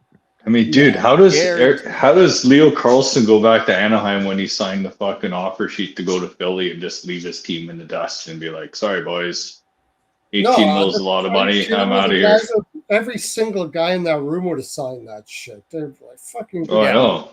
Yeah. But like organizationally, like how does he like talk to Verbeek and shit after and be like, yeah, I mean, Did you hear? Sorry, Because man. it's business. Did you hear what Armstrong Yeah. said in Arizona? Because we got no hard feelings with New Jersey. We had no hard feelings with the player to make money.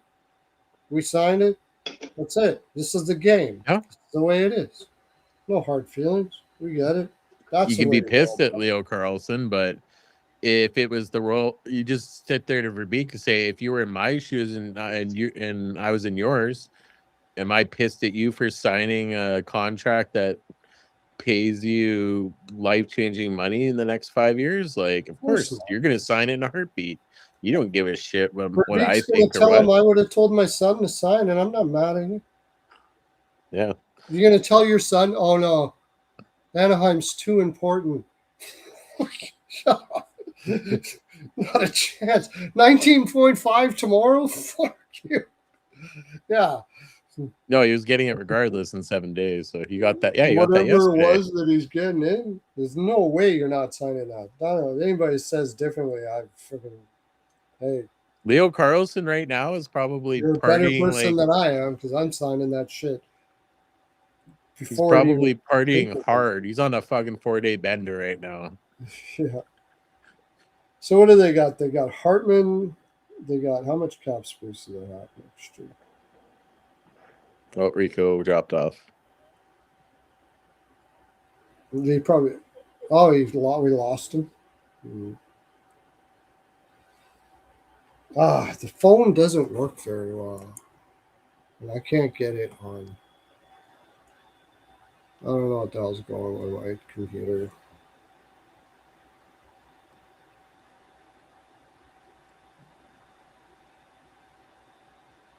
You want the cap projections for Minnesota? Let's see. 27-28.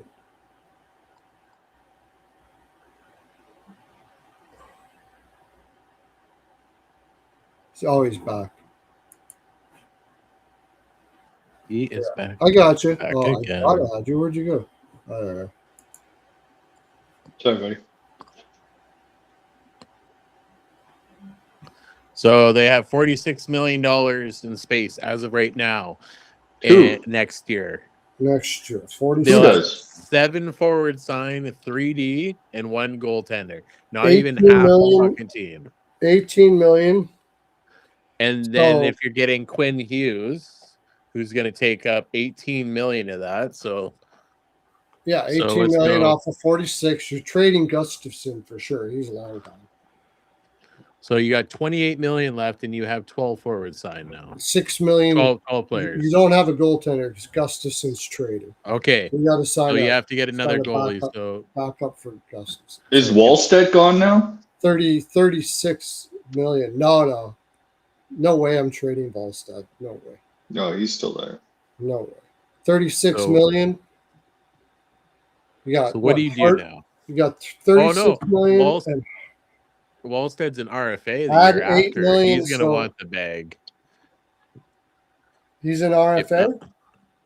RFA in 27-28. He's going to want the bag that year if he has another good season this year. So now you're going to be paying him. You're going to pay Gustafson 6.8 for the next year, or you're going to be paying over 10 million for Wallstedt if he has I another don't know season if that it's he going to had. be 10 million for Volstad, dude. He's that. How old is he? 23. But if he had another 23. good season like this, he's Yeah. getting 10 mil. Nah. Now, how do you afford that? So now we You take just 10 give mil him off. a Now it's bridge. actually worse. He doesn't have any arbitration rights. He has no control. Yes, he does next year. Does he have arbitration rights? Send Goalies him- games played or less. Yeah, so he has enough Send him- games where you get arbitration. Send him to Arb. See what he gets. Send him to Arby's. Send Arby's. I'm just Send him saying, to Arby's. Minnesota. He's not the cap getting. thing He's not doesn't- getting. He's not getting Hullebuck money, level money. What young goaltender is making 10 million right now? goalies. 23-year-old Let's see. goaltender making. What's Dustin Active. Wolf? Spencer Knight? What's Dustin Wolf making? I know that you can't making go- 10 million. Vasilevsky's making 9.5. Who's Hellebuyck's making 10? 8.5. Sturkin 11.5. Okay, yeah, that's not. He's not. I mean, that was signed a long time ago. Demko's making 8.5.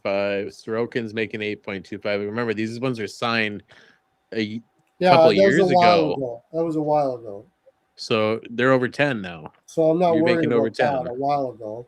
But they built up a pretty big resume before they were dropping that kind of money. Yeah. How much is Dustin Wolf making? He's 7.5. Okay. UC Starro 7.7. Linus Olmark 8.25. Jeremy Swayman 8.25. Jake Ottinger 8.25. Elias Sorokin 8.25. So I could see 8. I could see somewhere around that mark. 8 to 9 maybe. Oh. But remember, the cap's gone up. If you go in about percentages, he should be making, if he's as good as those guys, then you should be making over 10. You sign him on a 5-year, bring him to free agency. Oh, but I'd say even if we did that, now what do you do? So you got 46. Remember, all these players are making more money now because the cap's gone up. So guys that were signing for 1 million are now getting at least 2-3 million. Look at fourth liners getting 4 million now. You can't do it. She's 18, 46. I'm trying to do the math in my head. How much do they have left?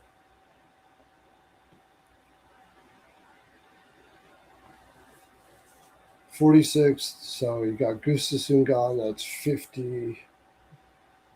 52 minus 20 is 32. That's 34. 8 is 28 is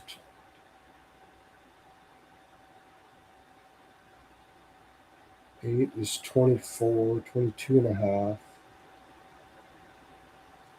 Another, say, 9 is 11 million. You got 11 million after you sign. After you sign your goaltender. That's with Larkin. That's with Larkin in the lineups. So then you have 13 spots. So you have to and that counts Brodin, who's probably gone. Now you guys still got to fill that spot with someone. Mata goes up there. They just signed that kid. I don't know if he's ready or not. They say he is. Spashik. That kid will be making league min. Is that Spacek's kid? The old hockey defenseman, Spacek? I don't know. That's a pretty popular name in Czech, so probably not. Oh. Brodin's gone, so there's 6 more. Spacek is in there. Well, no, he signed for 2 more years. Well, unless you can trade him, which you probably could. We have to trade him for picks. You can't take any salary back. 12 million to sign the rest of your lineup. So you got McCarron making 3.3 million. Goldie, Coleman, Brink. Oh, has Coleman got a contract next year? He might not. No, he's an unrestricted free agent. So, and if Blake Coleman's gone a mini, right? Yeah. And he's going to want to raise on that unless he has a terrible season. Okay, Eck is in the you got Larkin in the first line center spot with Kruzov and Boldy. Or, wow, maybe Brink. Dude, that line would be unbelievable. Coleman's notorious for taking that $5 million deal. And Hartman takes 4. Hartman? I don't know if he'd take 4. You got $2 million to fill the rest out. What was his last contract? He took $5 million, then he took $4 million. Oh no, sorry. Yeah, he's notorious for signing low contracts. He doesn't care about money, I guess. Who? Coleman. Guy should have been paid way more than he gets paid. It's crazy. Yeah. That guy is always taking just cheap contracts. I don't know why, but he does. Him and Hartman, I don't think they'll sign for less. Like, no, if the UFA market's going to be crap, they're going to get the biggest bucks you can think of. Coleman and Hartman would sign for almost their remaining $11 million.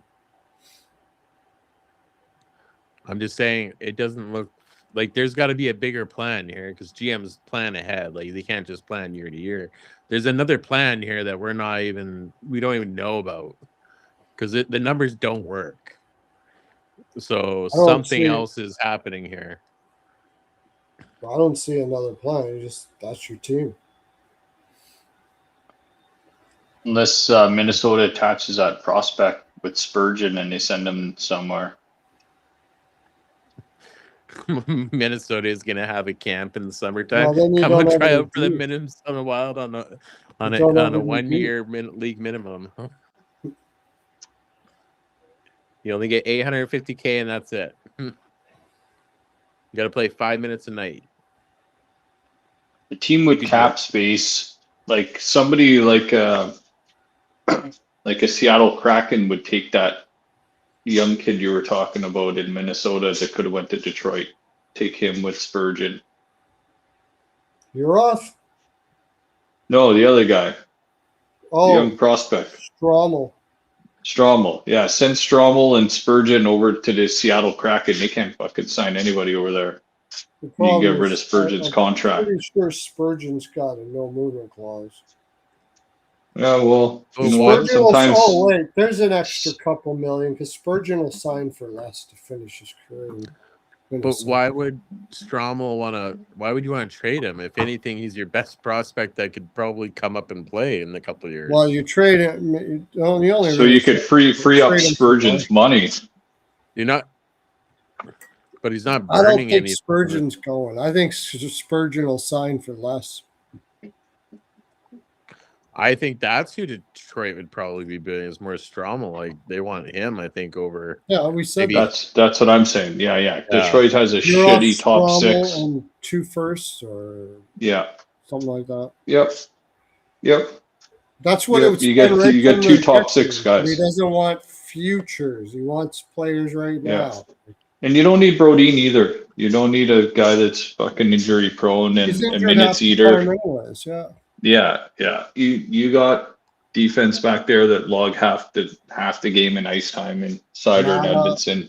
They got that. Mata was a nice pick. That guy is so underrated. I don't know. Mata was a nice pickup. Yeah, you need 2 top 6 guys. It's true what Larry's saying because like if they hit injuries, they're fucked. They don't have many guys that come up. Like who, Minnesota? Yeah.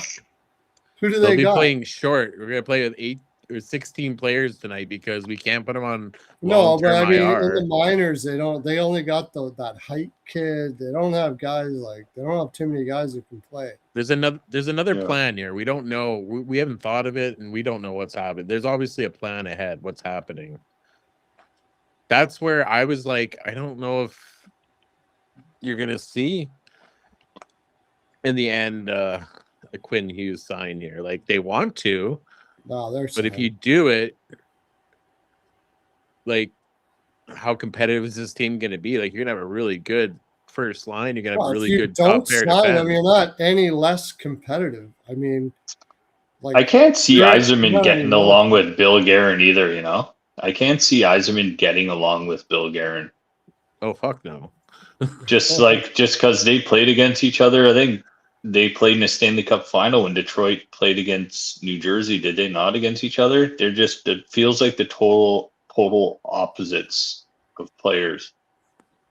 Yeah. Guys that I can't see just going out for a beer together and just fucking having a conversation. They're very competitive, and I think that's part of it too. Yeah. Yeah, Minnesota. So there's something you can take some homework away. What's Minnesota's plan here if they get Larkin? How are they going to fit it all together? I think they sign Hughes and then just keep on going. Let the cap rise and fill it in as they go. That's what I think. Next year it rises, but all of those. That, what happens if your revenues aren't high enough where it goes up? It could technically go down. Yeah, you can't take. Unfortunately, you're not gonna. It's based off. You're of not gonna work so. for that on that premise. That's like preparing for COVID. It was impossible. Yeah. But I'm just saying, like, what happens if, like, okay, our revenues are stagnant right now, And technically, because all the players making extra money, teams are losing money now. And the cap is now going to go down a few million I don't see the because, cap going down. Up and up and up. well, That's the reason why there won't be a union, that there won't be a strike. Players just have the cap keeps on going up. They're happy. Mhm. Unfortunately, you're going to lose Columbus. You're going to have a luxury tax here soon. You have to. You have no choice. It's going to suck, but do they have collective bargaining in the NHL? Like mhm. no owners are losing money really.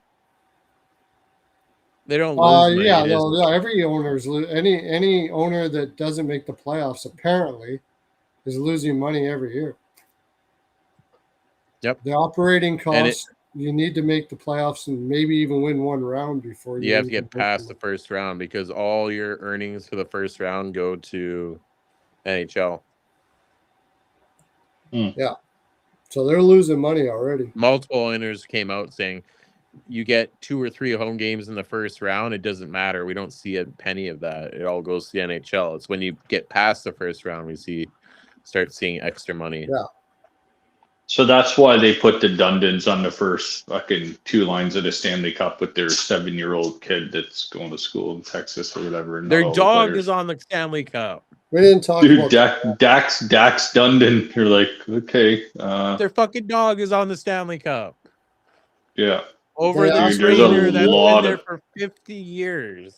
Dude, the trainer, the assistant trainer that was in the Hartford days, and he went over to Carolina. That's how long, 46 years or something. This guy's been with the fucking team, and his name's not on the Stanley Cup.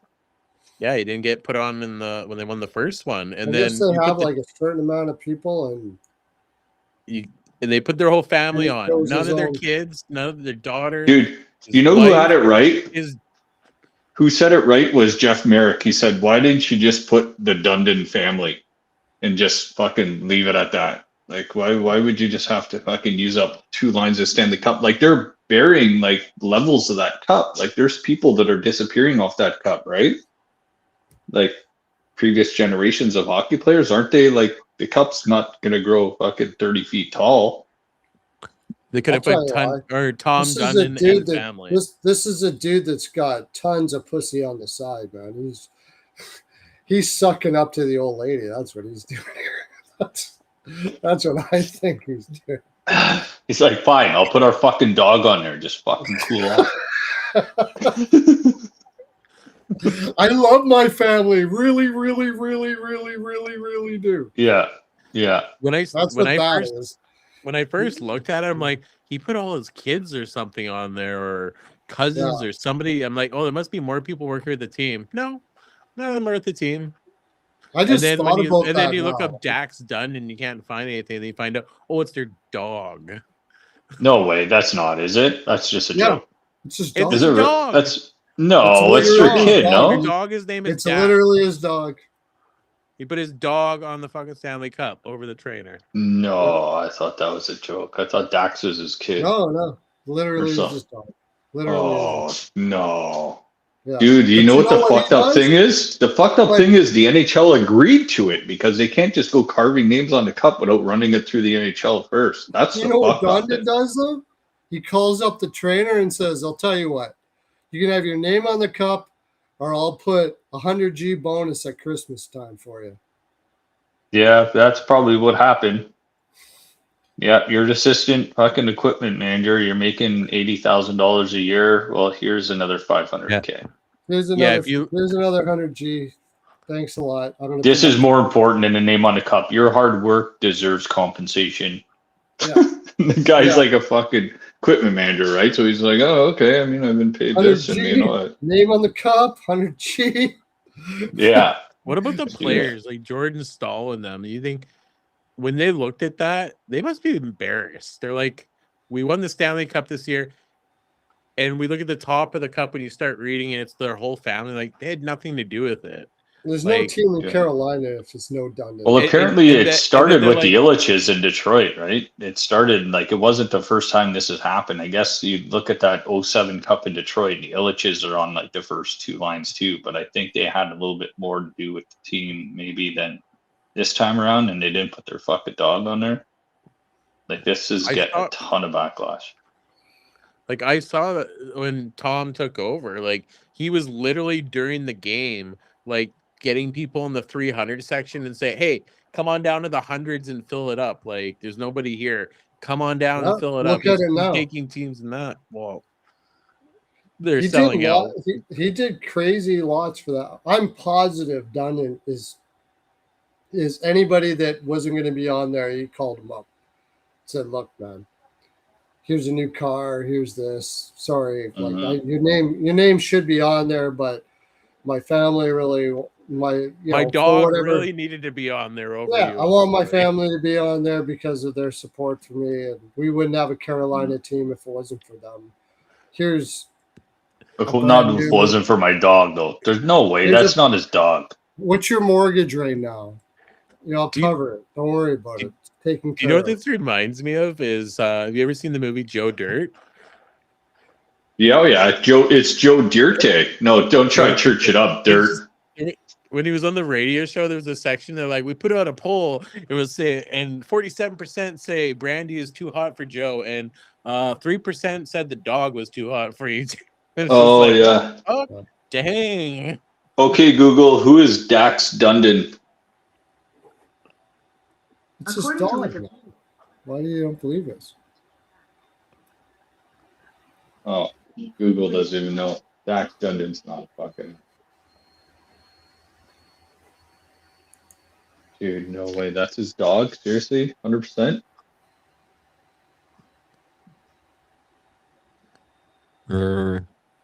He didn't engrave his dog's name on the cup. He did. That's not his dog, dude. There's no way. No way he ran those names by the NHL. NHL said, yeah, put your fucking dog on there. He was an emotional support fucking worker for the team. Do you trust Jordan Schmaltz when he reports something? Dude, not really. No, 93.1 fucking Jordan Schmaltz complaining about his sourdough bread in his fucking car. Okay, how about People's Magazine? People's Magazine is confirmed. Dax Dunnan, the family Golden Doodle's name is on the cup. No. Come on. I don't think Elliot Freeman has said it yet, but no, dude. I don't even want to report this. Dax has got to be one of the kids. There's no way he put his dog's name on the cup. That's fucking no way. No way, no way, no way. This is not confirmed by any sources besides fucking Jordan Schmaltz. People's Magazine? Okay, People's need fucking... They're like the National Enquirer now. They're begging for fucking mercy. They're out of business. Tom Dundon's family, let's see, is married to Verkushka, I don't know how to pronounce it, Vershuka Dundon, and together they have 5 children. Yeah, one of them's Dax. One of them's Dax. But just wait. Just wait. Just wait. Don't say it. No, that's the AI. Just wait. I gotta go back. Yeah. Oh, just like, wait a second. Puts his wife. What?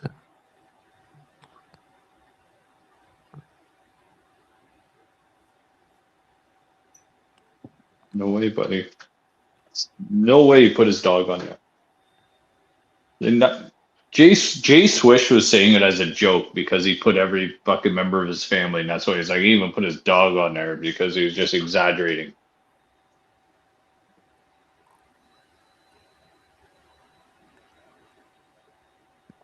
But again, who calls our kid Dax? I mean, Dax Shepard is a semi-famous actor.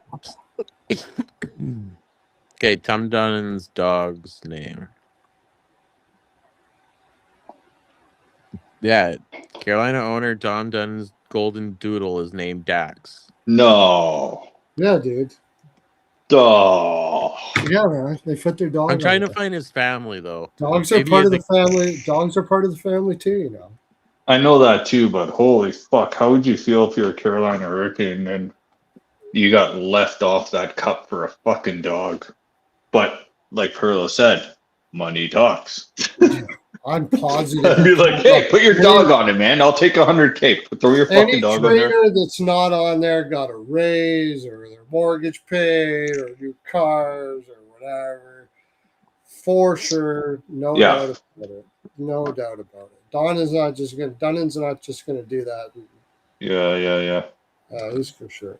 Yeah. I'm just tell trying you to what, I'm just trying to figure out 100K. because there's some places that says it's his kid, but then It's other his kid, places, dude. but Yeah, I'm dude. trying to find his list and I see it listed as his kid, but I don't see I'm looking for a date of birth. It's I can't not find his his dog, kids dude. with the date of birth. There's no fucking way it's his dog. There's no way the NHL would let a dog's name on a Stanley Cup, dude. Fuck. Come on, man. Just wait, here we go. Think about Try it. Wikipedia. Dogs are part Try of the that. family, but not part of Stanley Cup fucking glory history. Like, fuck, next thing you know, fucking Jerry the Parakeet's on there. Oh, this way. I gotta find this because yeah, if it is one of his kids, but if his dog's named the same thing, maybe that's the confusion. Dax Nobody's naming their kid the same name as their dog. Well, maybe 'cause that's the confusion here. Dax Dundon. No, it's just Hey. his kids. I just looked. Yeah. Yeah, dude, Well, it's not but his some dog. places do Come that. on, man. Dude, it got blown out of proportion because he was putting every single Dundon on there, and people started saying like, "Oh fuck," he even put his dog on there because they just went down the family chain. I can't find a date of birth for their kids though. I think there would be something that would say there. I just want to see because yeah, some say it's all their kids. Yeah, it is. It's their then- kids, dude. They're not putting their dog on the cup. Images.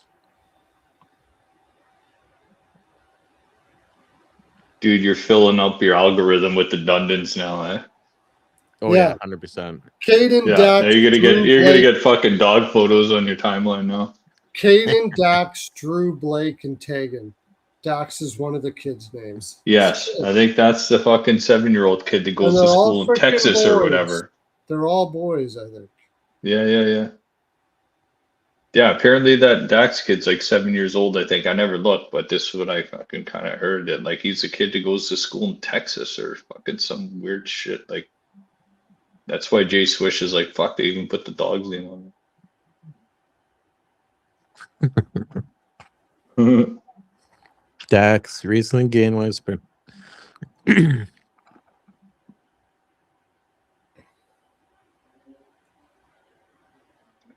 I'm just trying to figure out. No, it's funny. It's almost like the last name Dutton, hey? Dundon. It's like the Dutton Ranch. You had the whole fucking TV show and stuff. So they're like, yeah. Joel Dundon. Nystrom, who played 18 regular season games, was not on the cup.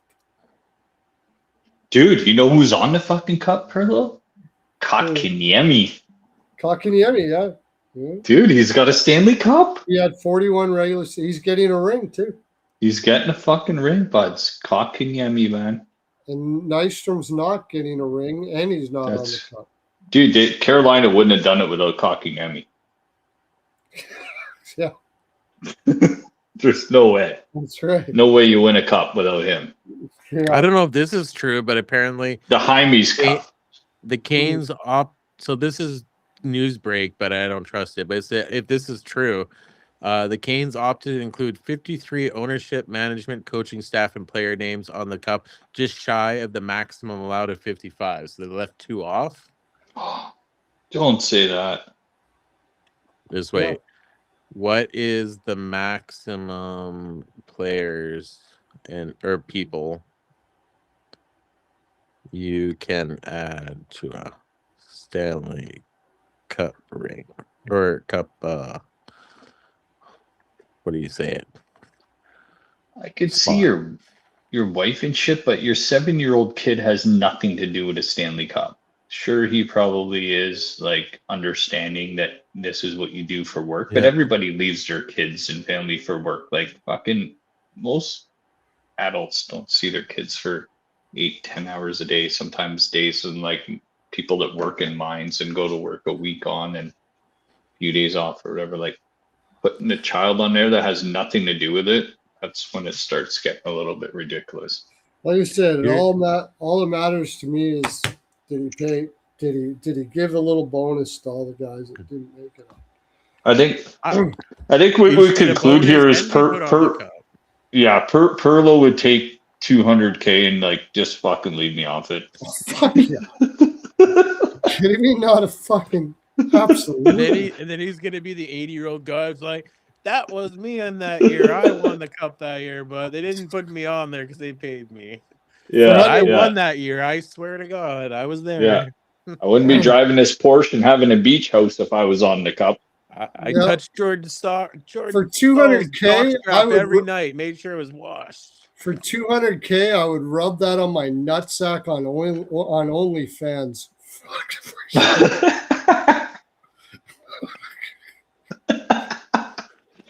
I'd go on fucking Pearlo fans and take a shit in the cup.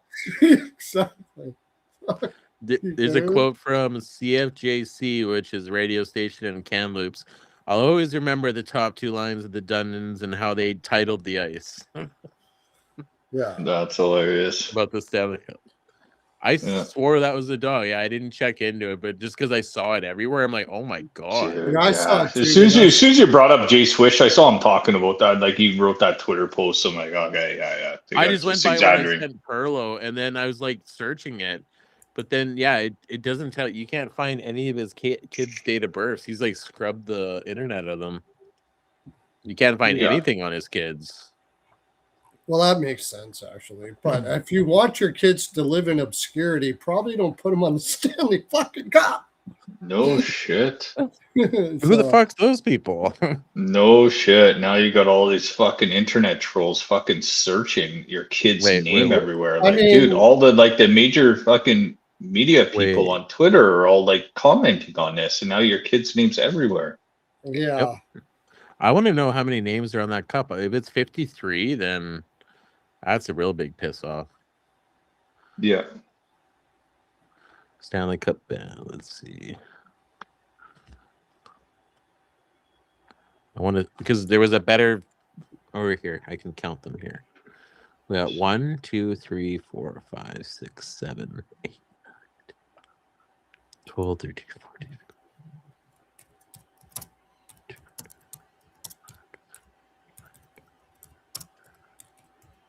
Oh, 31, 32, 39, 40.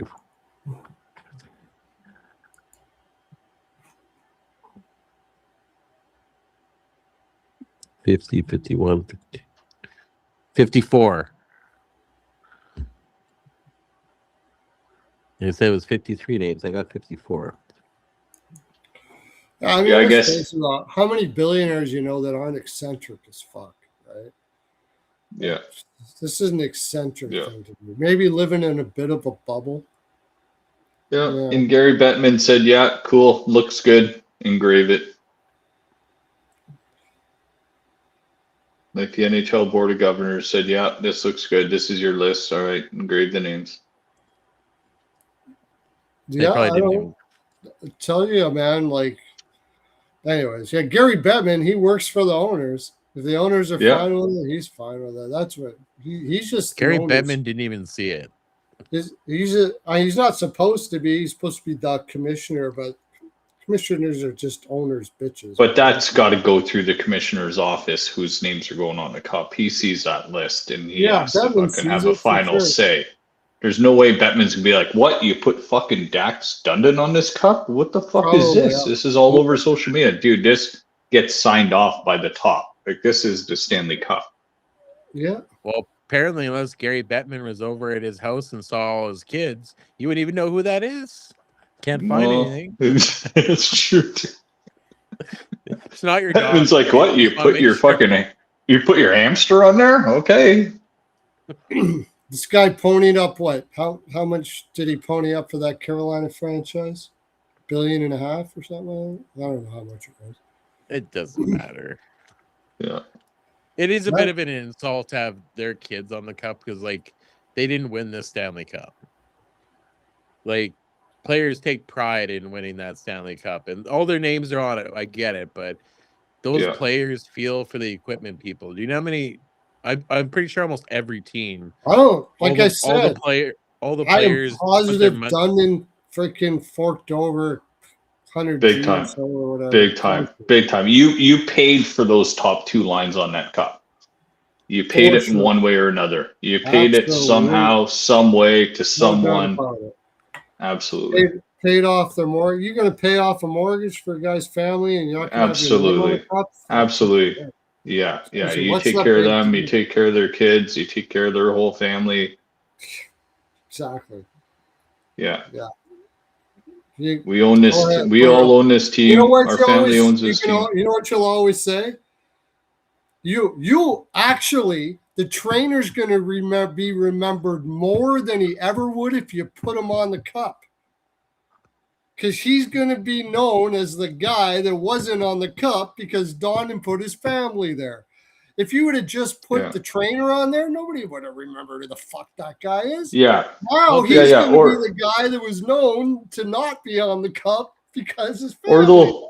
Or people will look at the cup and see his name on there and be like, who the fuck is John Miller anyway? Who the fuck is that guy? I'd rather have 200-300K than somebody questioning my fucking importance on a team. Fuck it. But here's the mortgage paid off, and every time somebody looks at Dax Dundon, they're gonna think, oh yeah, that trainer guy was supposed to be on there. Yeah. But you have to also remember, if there's two empty spots that they could have put more on, you left them off because you made a choice, not because you couldn't put them on there then. It's because he paid him off. I paid him off for sure. If he didn't pay him off, he's a dick. If he didn't pay him off, he's a dick. I think he paid him off. Yeah. I think Pearlo's right here. I think money talks. Those top two lines on the cup are worth a lot of money. We need to get a hold of this guy. Bring him on the show. Do you have any? He calls up two of his favorites too. It's probably a guy, like you said, was in Hartford the whole time. Calls him up and says, dude, you've been with the organization for a long time. I want to cut you a quarter sheet. He's like, okay, but we're not putting your name on the cup. Yeah, well, okay, whatever. What did you, $250,000? Yeah. Oh, Pearlo, he offered him all that. He offered him all that before he even mentioned the name on the cup. He's like, listen, we appreciate what you've done. This is what we're doing for you. Generations here, we finally made some money here with the cup, and, we're going to reward you financially, your whole family, everybody's taken care of. This is what we're giving you. And as moving forward, this is kind of like the decision we're making. You kind of don't have a choice here. So we're making it like really, really good for you. And we're putting our names on the cup. So you just tell them how much you're giving it to them. You let them get excited and freaking freak out. And then as soon as he comes back, say, yeah, your name's not going to be on the cup, though, okay? Okay, bye. That's okay. I'm good. Oh, okay. I'm good with that. I don't think you'd give him $250,000, though. Why not? I don't know, dude. I'm sure Carolina's made a shit ton. Pocket every fucking day. Okay. That's a corporate write-off, dude. He'll give it to him in fucking gift cards. Buy him a house. I'm keeping the receipts. Buy him a new house. There you go. Mortgage paid. So wouldn't it make more sense instead of giving him money? It's like, here's a special credit card. Put whatever you want on it up to this amount. Absolutely. Dude, you got a company card. Businessmen will turn any gift into a tax write-off. Any charity, anything like that, you're gifting something to an employee, it's a bonus. They'll write off as a bonus. Oh, fuck yeah. Yeah, for sure. Anything. Yeah, I was going to say, usually they give you tangible things so you can write it off more than cash. For sure. Absolutely. Like, they're not direct deposit. And here's your other Stanley Cup ring, which has really big diamonds on it. So this one's special because you could trade it in and it's worth probably $100K. This one is yours, but this one you could trade in. Just saying. Yeah. Oh yeah. No. It's working out for everybody. They got because then you just hide it within the jewelry of this when you order the jewelry. They spent 2 days with a high-end escort, and that's a freaking gift card. Are you fucking kidding me? That's a gift card. Here's a gift card. 40G. Just swipe it right in your ass crack. Exactly. Yeah. Snorting coke off the gift card. Oh shit. Yeah, there's no doubt. If he didn't do anything for him, yeah, he's a dick for sure, absolutely. Because there's a million ways a billionaire can help. It's gonna come out. It's gonna come out with so many people following this story of these Stanley Cup names on there. It's gonna come out. We're gonna open Twitter one day, and you're just gonna see the truth. There's no way where the guy with that much money is going to do that and be a dick about it. No. You'll get the truth. You'll get the truth. All the internet sleuths are out there. All the major fucking guys are covering this. They're going to find out the truth, and we'll hear about it. Business to do that. Terrible for business. And you'll see the Dundons, like you said, Pearlo has taken care of every employee within the company and stuff. You'll see that.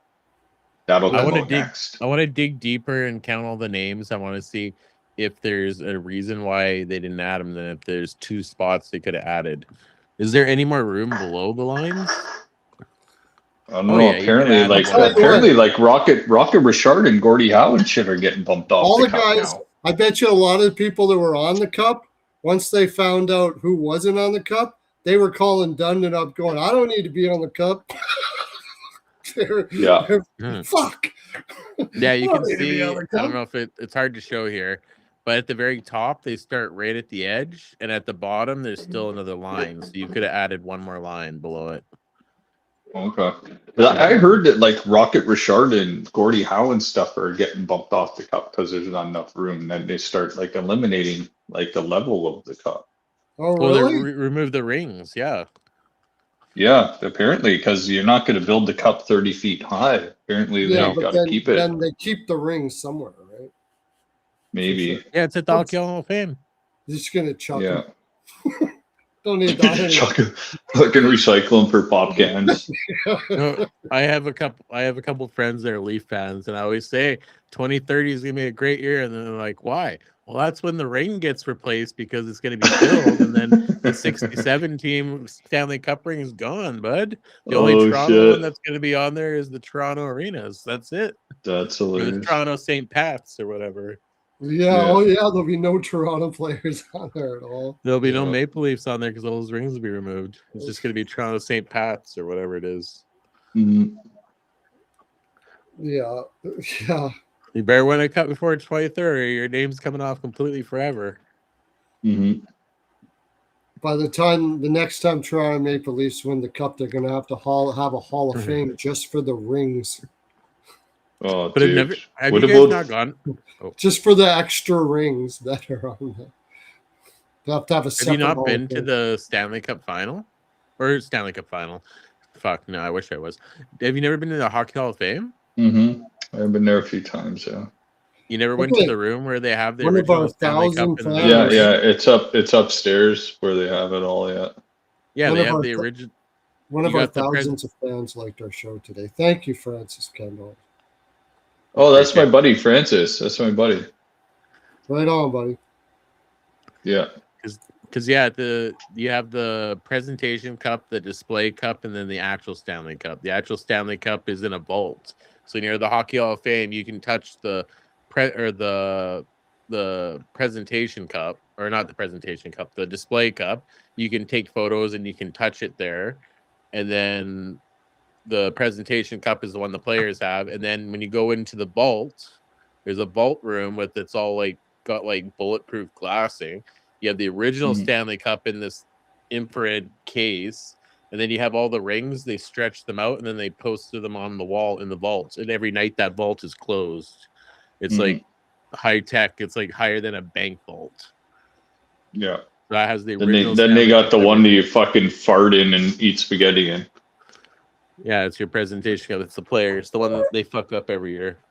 Fucking you got Matthew Tuch taking it in the ocean, and the guy's like, "What are you doing?"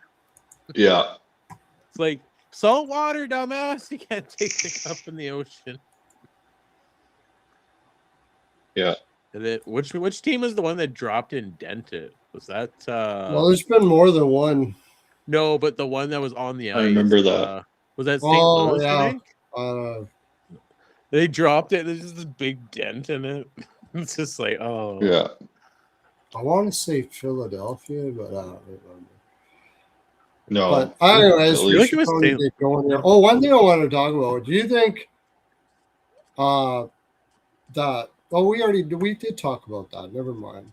That's right. It's been so What? long. I forgot about everything we were talking about. The Kachuk podcast with Ottawa, but we already talked about it. Yeah, if that Yeah. was the case, then why are they still doing the podcast? What's that? They're still continuing with the podcast. Yeah, they're going to continue in Florida. Florida doesn't mind players doing that shit. No, I think it was bothering people in the room in Ottawa apparently about Brady doing this podcast and stuff. And Well, his father saying they're a bunch of pussies didn't help out all that much. yeah, And that's true. they put it out there, and I think they were saying something through their father, which kind of sucks. And yeah, I mean, it's pretty obvious, and I'm a Florida Panthers fan. Both brothers lied their fucking ass off the whole time. Oh, for sure. They said they never even knew that Brady was going to Florida, and they just found out while they were hanging out in the same Whoa. house. Like, come on, man. Wow, geez, Yeah, I I never know. dreamed. Like, fuck. Yeah, I know. Even Matthew and Calgary. I loved Matthew Kachuk, but I know that was a bunch of bullshit. Oh, I just came up with it today. Don't want to be in Calgary anymore. Shut the fuck up. Yeah, not gonna lie to you guys. I don't know why the fucking Daniel Alfredsson's in Toronto either. I know a Sundin connection, Swedish fucking Nylander. Like I get some more Swedish fucking vibe in there, but dude, Daniel Alfredsson in fucking Toronto just doesn't seem right. He got paid good, man. I know Yeah, exactly. That's what it's all about when it comes down to it. But as a Toronto fan. Seeing Alfredsson he's not even an assistant coach. He's an associate coach. So he's like, once Hiller gets turfed, he's like the next one to slip over the bench. He's the Yeah, Heine's that's why he dude. went there. He's like the best. He's the reach around. He's the reach around guy in Toronto for sure, no doubt about it. Man. Associate coach, not assistant. Talk about reach around. Talk about Jaime special. We're gonna fucking make a statue of this dude. Put it out in front of the Jaime's Hall of Fame for I liked Alfredsson because I never was an Ottawa hater, but like I just don't get why he's in Toronto. I know because of the money and stuff, but fuck to the Toronto like contingent, like the Battle of Ontario and all this, and fuck yeah. You don't care about that. DJ Smith is making one sheet as an assistant coach in Edmonton. Where? DJ Smith is an assistant coach. He's making a fucking $1 million. Dude, he's got the softest hands. Softest hands. So soft. Like he'll massage all the fucking players. Just powdery. He must have ordered the new barbecue collection. The summer collection. I think he ordered it. I think I saw his order come through. I'll go check out his account. I bet you he's freaking got 17 vats piled up in the back. I think I saw that. I saw that on the purchase order. I think I saw him order some. Yeah, I'm pretty sure that was him. You got 1 million sheets, man? For one sheet? $1 million to be an assistant to Babcock? Oh my god. Babcock's just gonna be like, shut up or I'm gonna tie you back to the fence if you don't fucking behave. Well, DJ Smith is just there for support. You know, yeah, he's there for support, all right. Supporting it. Absolutely. He's got to support. Yeah. Yeah, you know what that reminds McDavid's like, just fucking walk my dog and do this. Dreisaitl's like, yeah, just grab me a fucking healthy lunch on my days off. That reminds me of the Trailer Park Boys, man. What's his name? The manager, trailer park manager, and his boyfriend. Leahy. Oh, Jim Leahy. Jim Leahy and Randy with cheeseburgers. Yeah. Babcock and DJ Smith is the Leahy. Dude, that is so fucking Leahy and Randy, dude.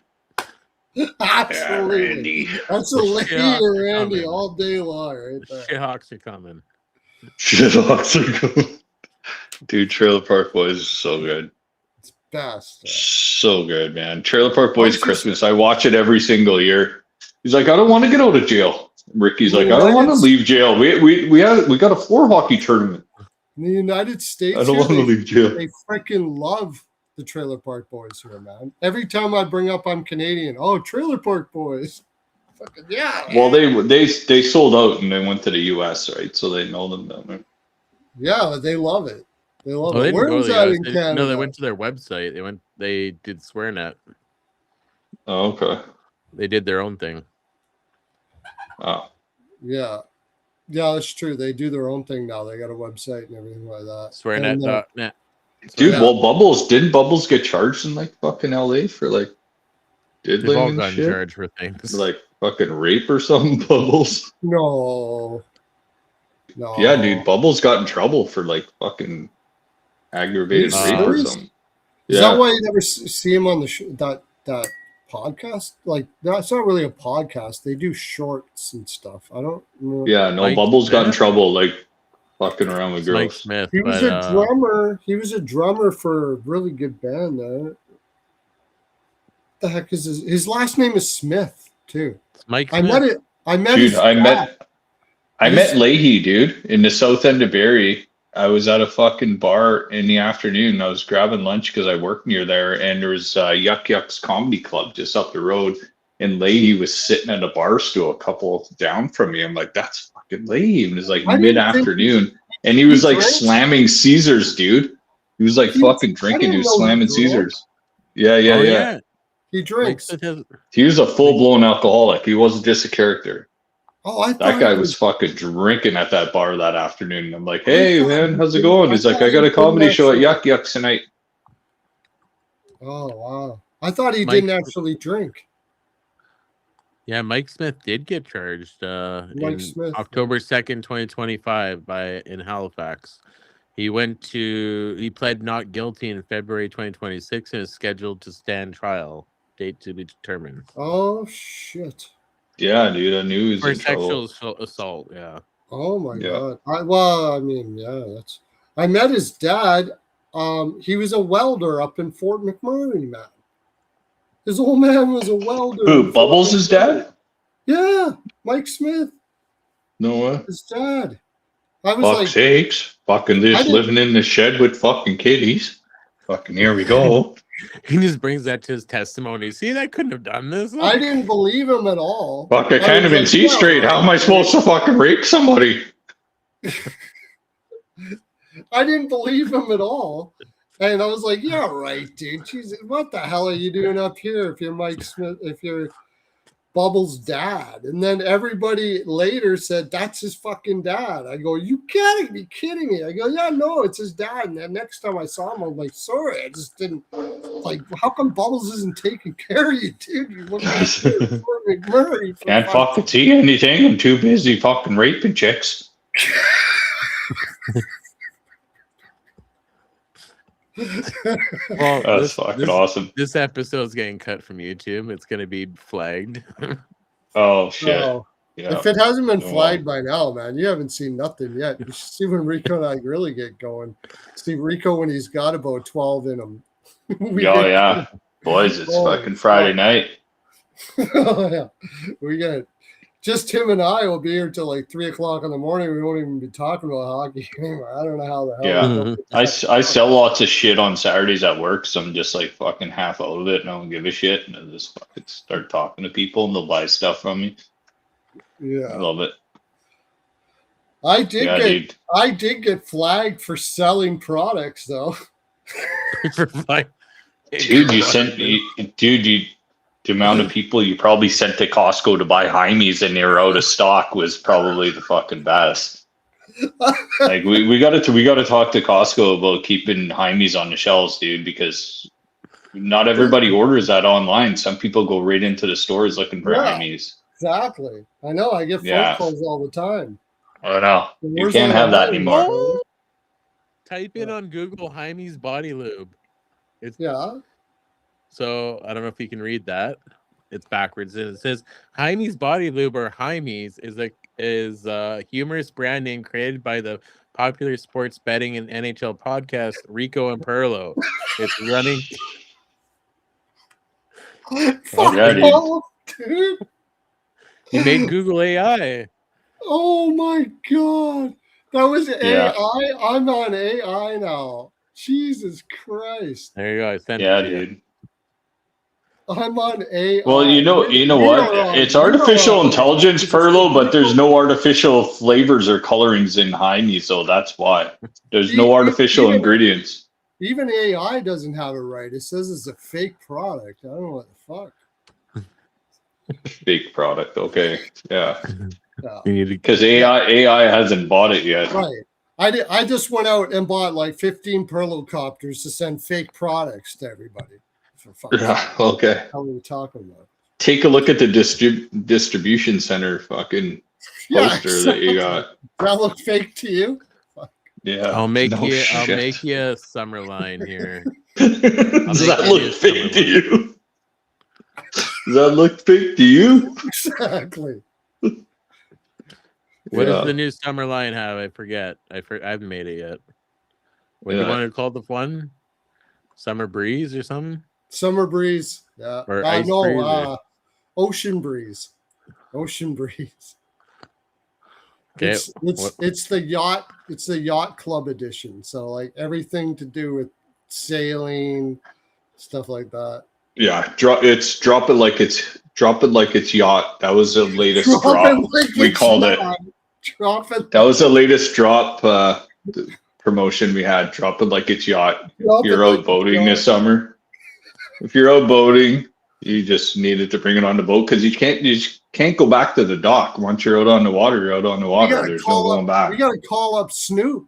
See if get the copyright. Let him. We'll have to pay him some. Scratch. Just give him a percentage of sales. He'll be happy. When the beach. Dude, all we need is a 20-second commercial from him. Drop it like it's yacht. Get the summer boat edition going. Dude, the worst thing is being out on the water and not having high meets. You can't just take your boat back to the dock. You're anchored down. Yeah. No.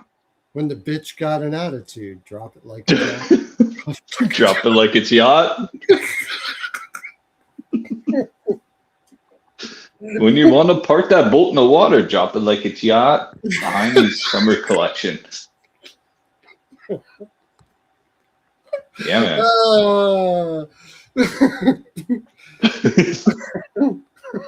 Drop it like it's yacht. Drop that anchor, biatch. We're spending the night here. No chafing involved. When you're chafing from the sand in your shorts, drop it like it's yacht. Oh, man. Too funny. Yeah, man. He's already made one up for us already. I'm trying. Larry's on to putting it in right now. Yeah. Now, Chief, give the attitude. Drop it like it's yacht.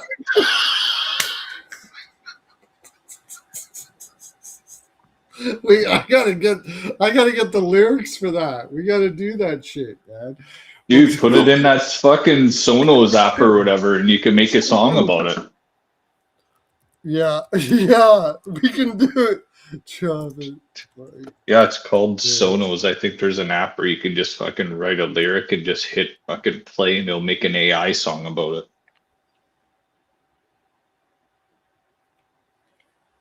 it. When the pimp's in the crib, ma, drop it like it's yacht.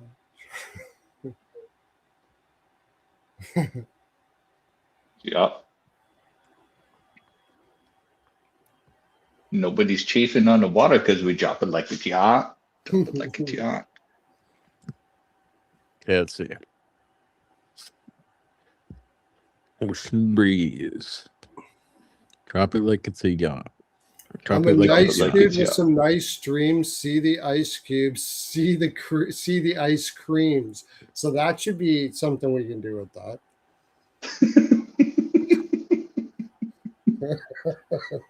Fucking awesome. Drop it like it. Dude, man, this is when the creative minds go to work. The fucking Friday night at fucking 2 a.m. Eastern. Mm-hmm. with the steel that'll make you feel like chinchilla in the heat. Chinchilla in the heat.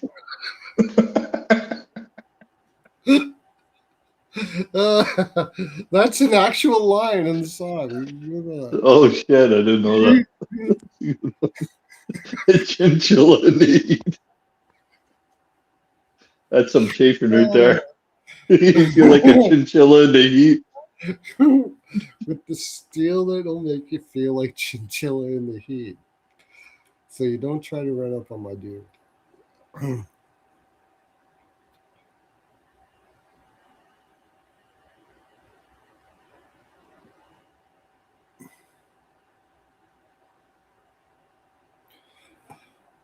All right, I got a cruise, guys. This got to be it. All right. No, anybody watching? Like, who's watching all of this? How long have we been on it for? Like, it's fucking awesome. Whoever's watching is having a good time. I like do everything you're not fan, supposed to do. Fan. You're only supposed to have a half an hour show. Make sure you got a good background. Yeah, Rico is fucking rolling on his phone, feeding his cats all night.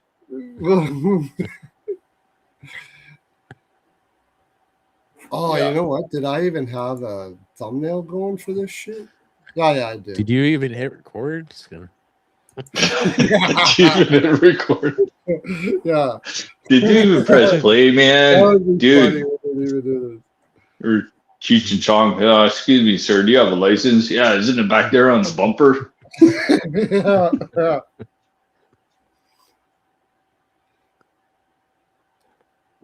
It's not very good. Redo. Well, you can work on it later.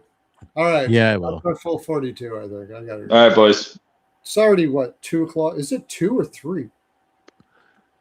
Eastern, Western, Mountain, or Atlantic? 2 Eastern. Okay. Yeah, I got to get to sleep. All right, fellas. Me too. Yeah, everybody. Hope you enjoyed the show, everybody. All the people in the land. Drop a like it's hot, too.